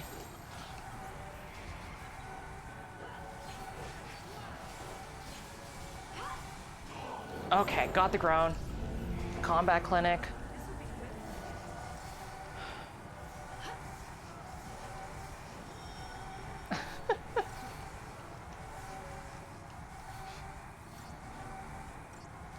Look, this is a game that understands if you don't have diversity, you'll fucking die. That's an important lesson.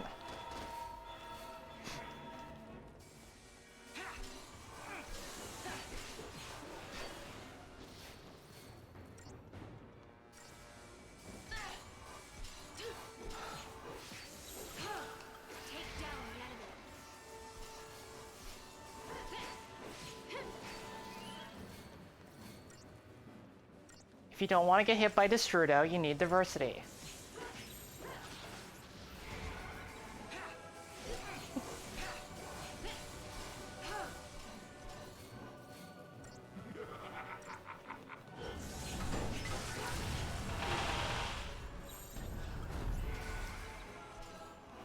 Thanks. Oh god, why is he using this so much? Thank you. Follow my lead. Fuck.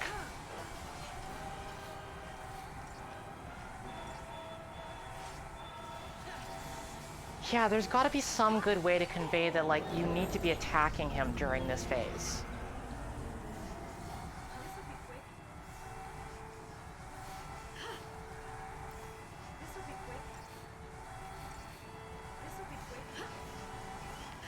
Like, it's actually not that hard to pass it. Once you know that that's what you should be doing.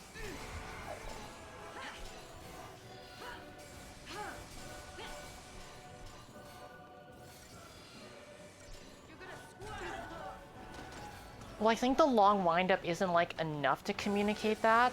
Because, like, it could just be, you know, get ready to use, like, it could just be get ready to use, like, your Sentinel paradigm. Like, I feel like that's probably the thing you'd assume.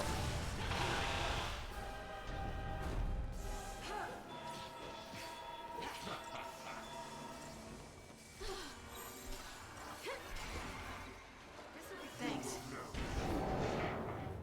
Okay. Okay, so I just realized I don't actually need to use, I should just switch to aggression, and then once he groans, then I'll switch to combat clinic, because, like, I can't take damage during this charge up phase. Yeah, he's just using this goddamn thing all the time.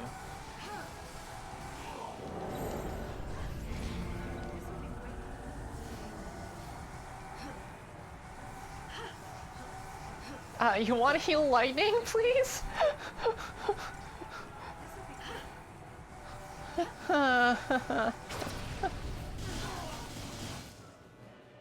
Give it your best shot.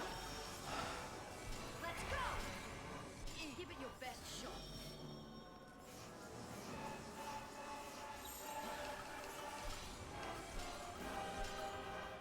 Take down the enemy. Thanks. You're gonna swerve.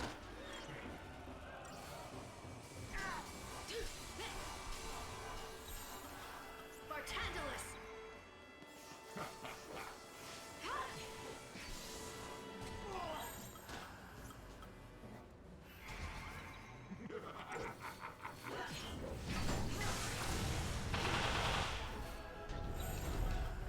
Follow my lead. You're gonna swerve.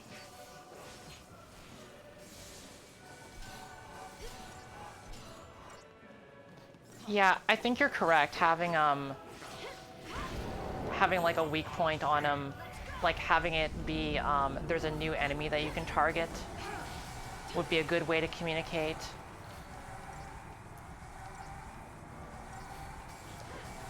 Like, it could be like you have an enemy you can target called Destrudo Orb, and then, you know, that would make it really obvious that you should be hitting these things.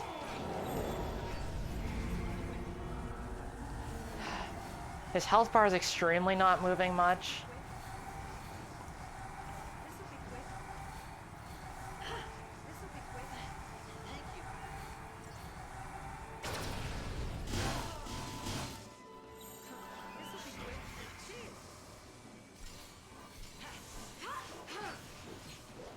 And the reason why his health bar hasn't been moving enough is because I just haven't been staggering him. Yeah, maybe I can push my luck with the using aggression during the Destrudo. Get him with the double groan technique. Okay, well I think I'm gonna stagger him now, and hopefully this should be enough to kill him. Because he really is barely hanging in.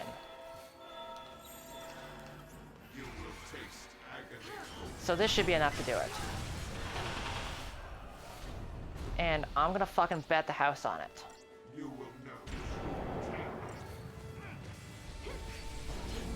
Oh god, yeah, the Destrudo is just canceling it. Fuck me.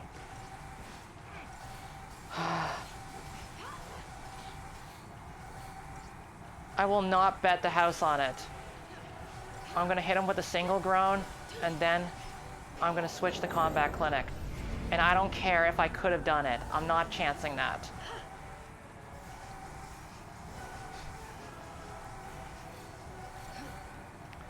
I've come too far to risk it all. Give it your best shot.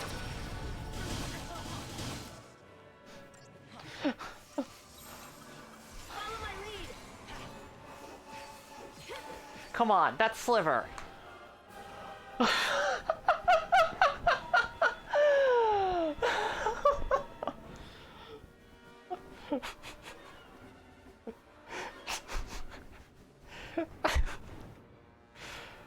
0 stars, huh?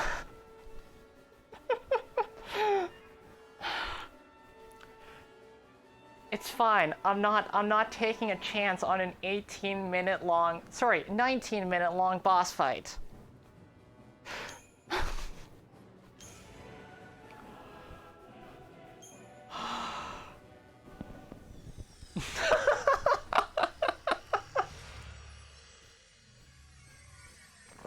fal'Cie running the sanctum. Then, I guess it wasn't Eden controlling things after all. As I said, I am Lord Sovereign. Guess fal'Cie don't go down as easy as the rest of us. Ease is not the issue.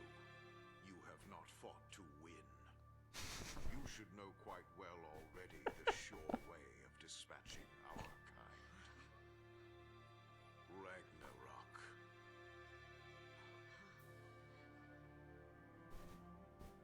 What's Ragnarok?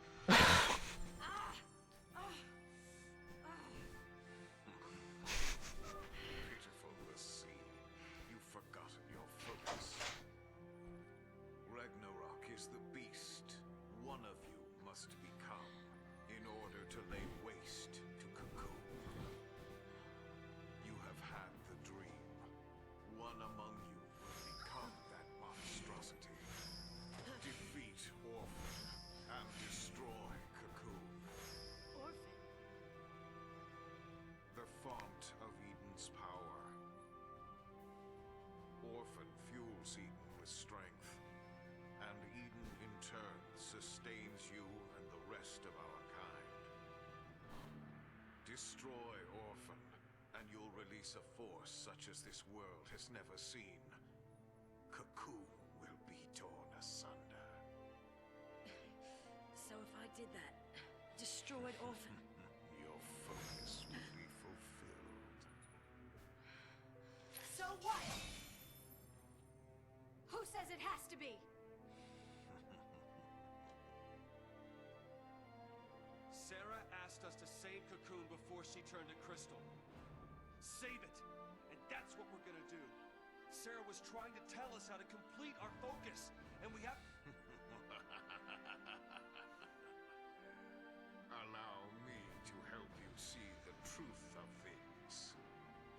The moment you arrived, your friend wept crystal tears. This was because her focus required that you be brought together. That girl did nothing but assemble the tools for Cocoon's destruction. Did it never you simply refuse to countenance the thought. If you will not face the truth, then face the peril of your plight.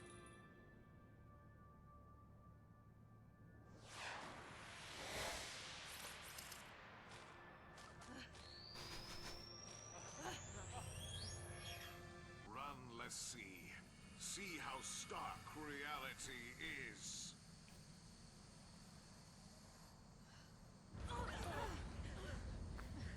Come on!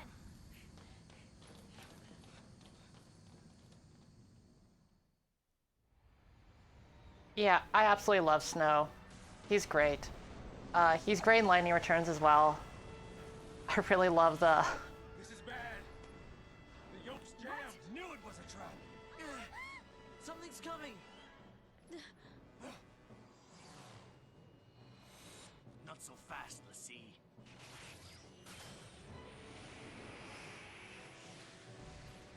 Hang on!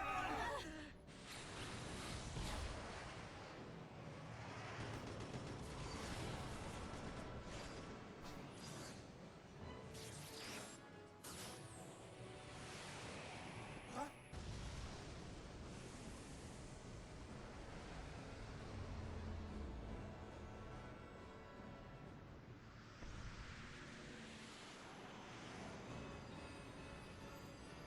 The hell kind of ship is this? Fighting on its own?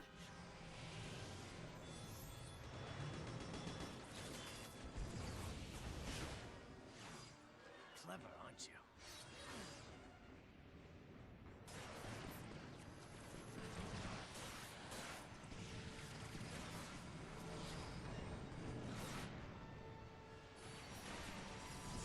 Can we do something? Got me? I give up!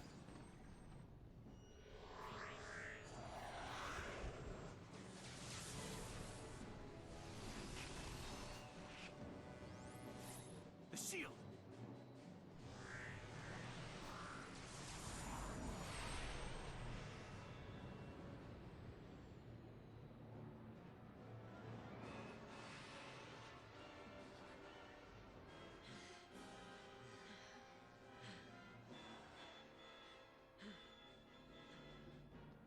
Sans, look out!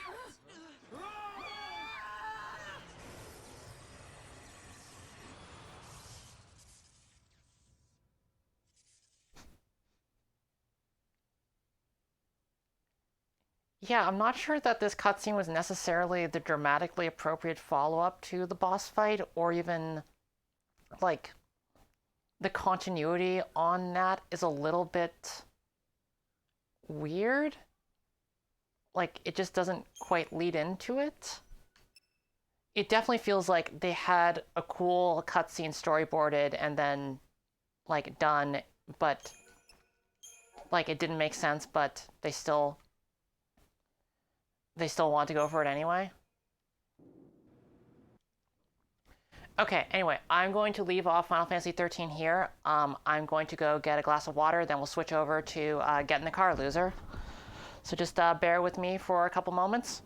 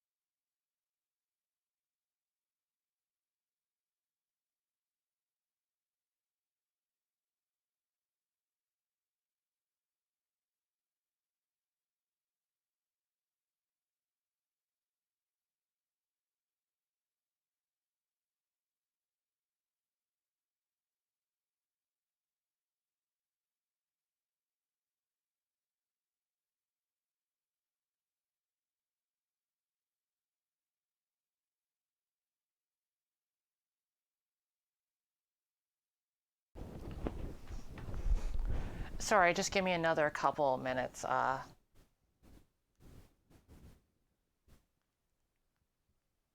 Miguel has stepped out and I just need him to come back in to help me with the audio.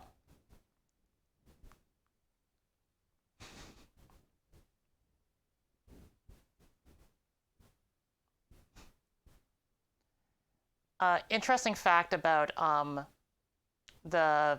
that rank 1 indicator, we actually don't use serifs on the Roman numerals in when they actually show up in game, but for the so I think they're a little more legible, and we definitely don't like put parentheses around them. It's just for debug menu, you know, don't really care.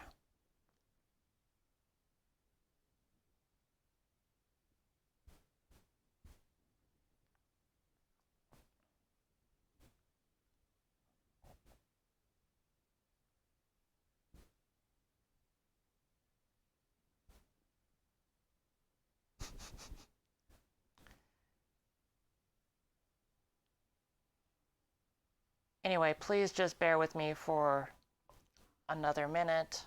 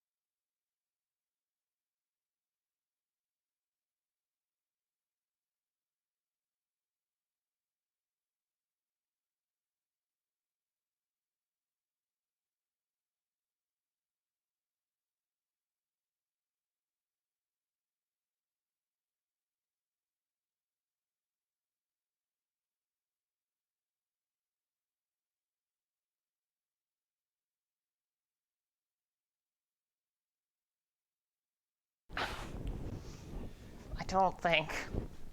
Wasn't really what I was going for, but I appreciate the effort.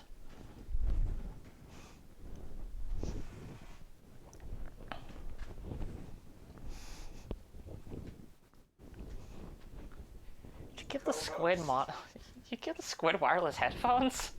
How else would it help with audio? Okay, so make sure that the audio is turned down because it's going to be like really loud when it starts. Okay. I'm going to jump into battle. and we're just getting audio level set up.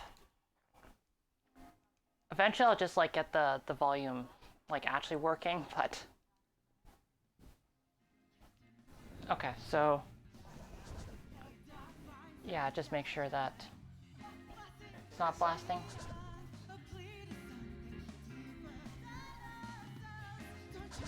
Speaking so I can make Oh yeah, sure. I'm just gonna say a few words just to test the audio, make sure that everything is sounding okay. Miguel is monitoring me and is hopefully getting it so that I'm not being drowned out by the sound effects. Okay. check the chat.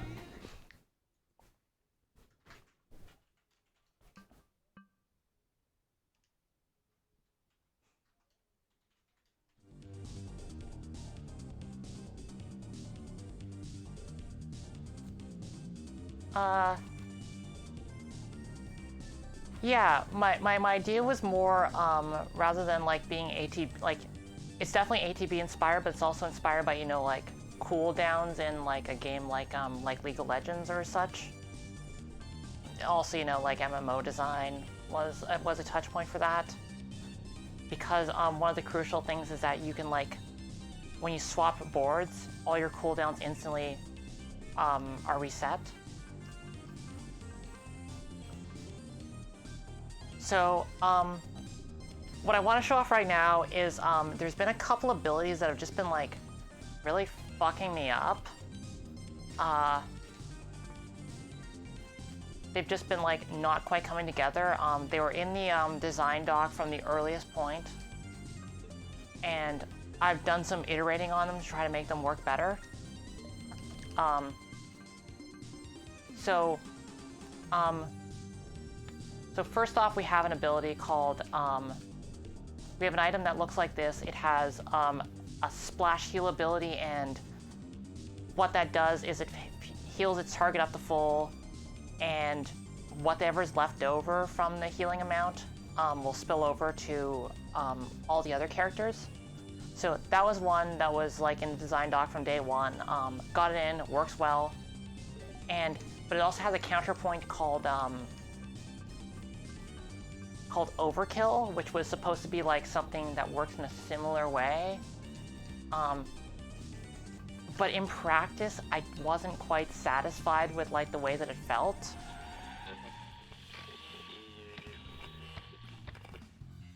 So let's just take, I'm just gonna hang around in battle, just take some damage so you can see what this looks like. Yeah, so you can use Splash Heal on Grace. As you can see, that heals both of us, but like it's just the remainder damage. And this is actually an endgame heal ability, so like once your heal ability gets to a certain point, instead you start getting this one because it's better. So that's been working out well. And the counterpoint I wanted to do was Overkill, which is something that like encourages you to attack enemies that are, you know, encourages you to attack enemies and like do more damage than you need to kill them. So my concept for it was that it's just a normal attack, but if you kill an enemy with it, you'll get a full heal. I'm just gonna quickly stagger this guy.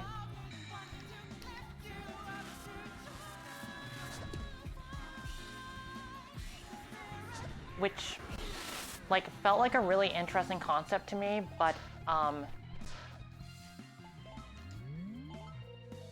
in practice, it's honestly pretty hard to pull off because we don't generally have a lot of enemies in battle, so, like, you have to do a lot of contortions to, like, make sure that, like, she's the one who gets the last hit.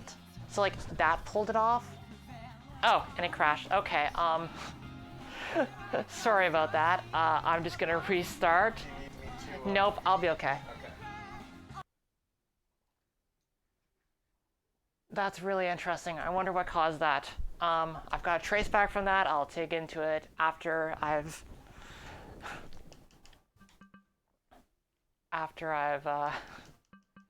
once I'm done with the stream. But yeah. So, but never mind.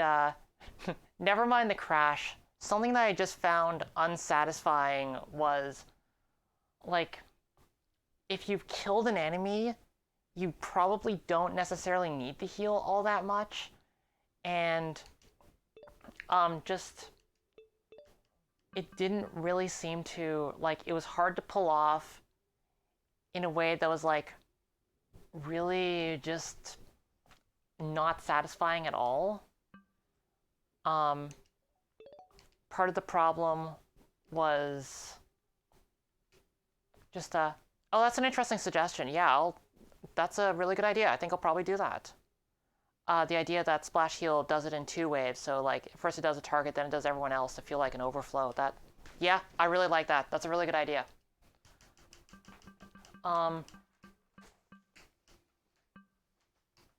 Wait, no, I already did that. Shit. Sorry, slightly distracted.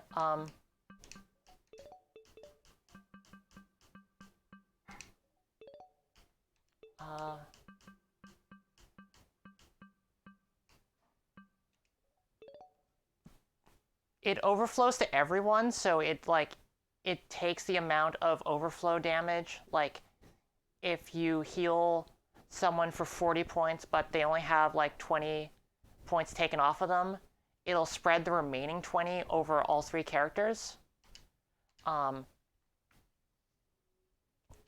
Unless they like haven't been hurt, in which case it'll spread it intelligently, so it's pretty good.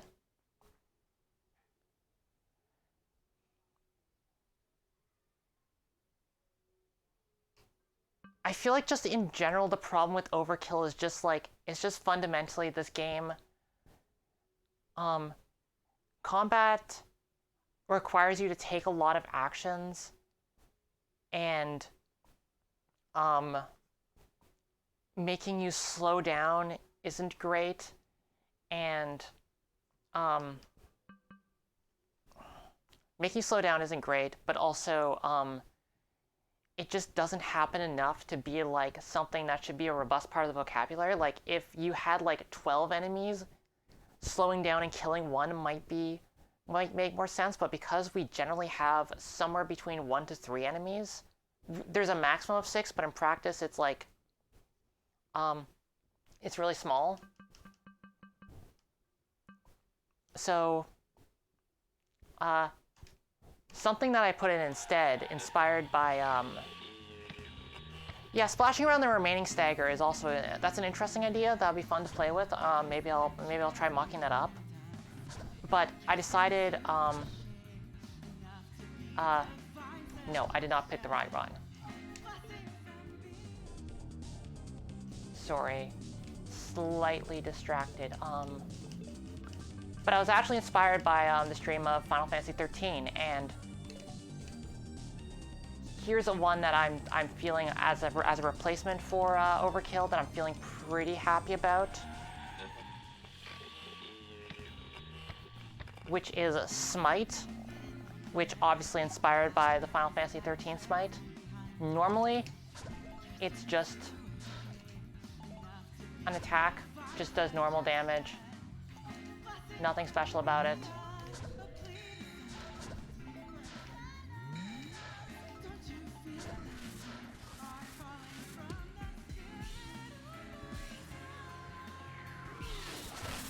But if you hit an enemy that's staggered with it, it immediately, oh, shit, okay, let's find an enemy with more health to demonstrate this, because that was a bad example.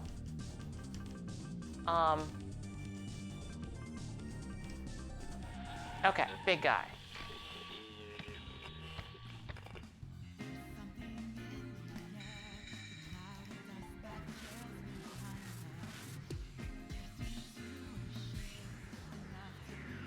Okay, so he's staggered, gonna hit him with Smite. As you can see, it does extra damage. It does a lot of damage, but okay, he should not still be red. That's also a bug. I'm gonna look into that. Let me just make a note of that one.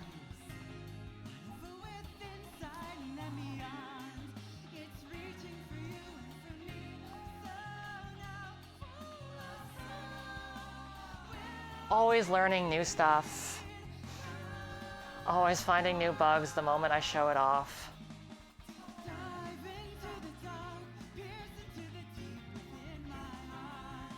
Smited enemy.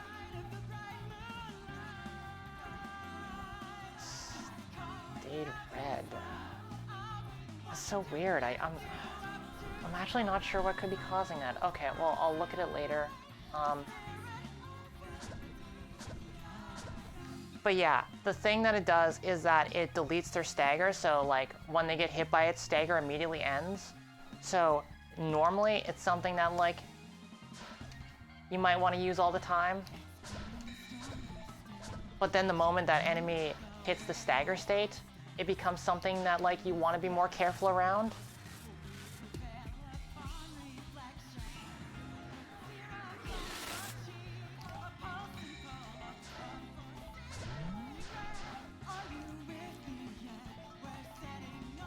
But that way, like, it'll still be a gamble, but I think it'll be like an easier gamble to make. Like right now, I know that if I hit him with a smite, this is definitely gonna kill him because like I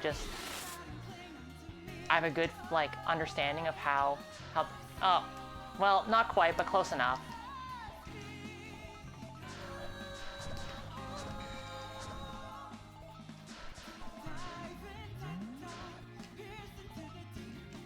And I feel like, honestly, it's like, I kind of want it to be, like, my big problem with Smite in Final Fantasy XIII is that, like, it's hard to use. It just sort of happens. And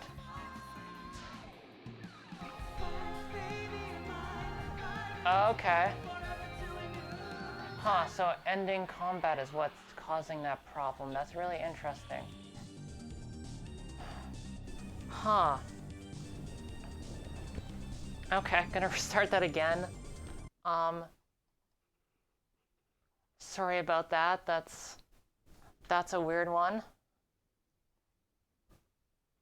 But yeah, I want to solve the smite problem of it'll be you know, you'll see an enemy like about to end stagger and you go, "Oh, I'm going to quickly switch to smite and get like one last good hit in there." Or you can go, "Oh, well, I'm certain that this hit's going to kill, so I might as well use smite." And then it doesn't work, and you know, I feel like that's also a good test.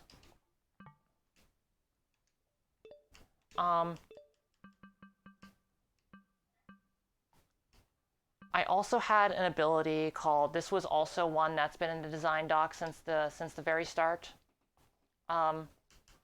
called Gamble, which basically has the same problem as Overkill does. The way that Gamble works is that it does a lot of damage, but you take some damage if it doesn't kill. But again, this had the problem just of just you don't use it enough because like it's such a big diminishing feature. You're like, oh well, I know this isn't gonna kill, therefore I should never use Gamble.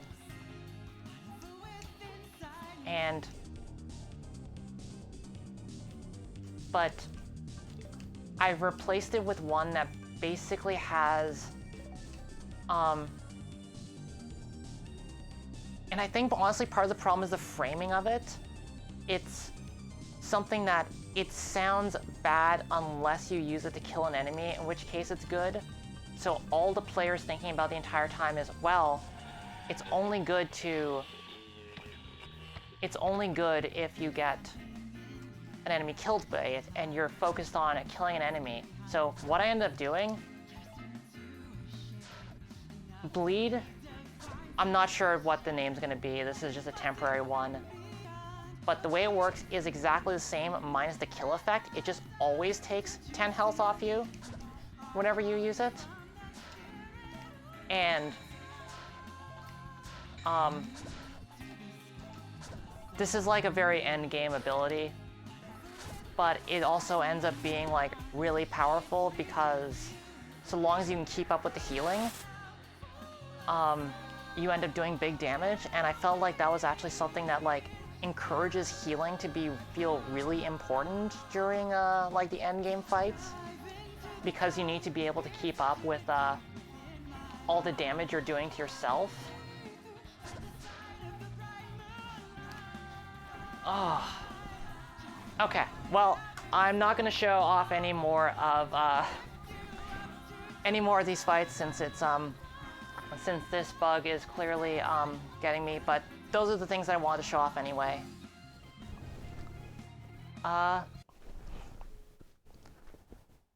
So yeah, thank you so much for joining me. All these ideas that you're putting in chat are really interesting. I'm definitely thinking about some of them. In general, this stream has been really good for... The stream has just been really good for, like, finding ideas to iterate on for getting the car, especially as I start to hit the end game stuff where, like, the mechanics get really complicated. A lot of what I'm finding is that, like, ideas that came about during, like, the game design phase weren't necessarily, like, weren't as interesting as they could have been, and just the only way to find out was by putting them in, seeing how they feel, and, you know, also looking at some of the stuff in Final Fantasy XIII and going, oh, but I wish it worked this way, has been a big inspiration. And I think a lot of these ideas are coming together. You know, it's just going to take more testing. I'm going to be doing more testing of boss fights, going to be doing more testing of, like, the end game stuff. But yeah, this stream has just been really good for helping me think about some of these issues. So yeah, thank you so much for joining me. I will not be around next week. I will be at PAX. Feel free to say hi if you see me there. Otherwise, thank you so much for joining me.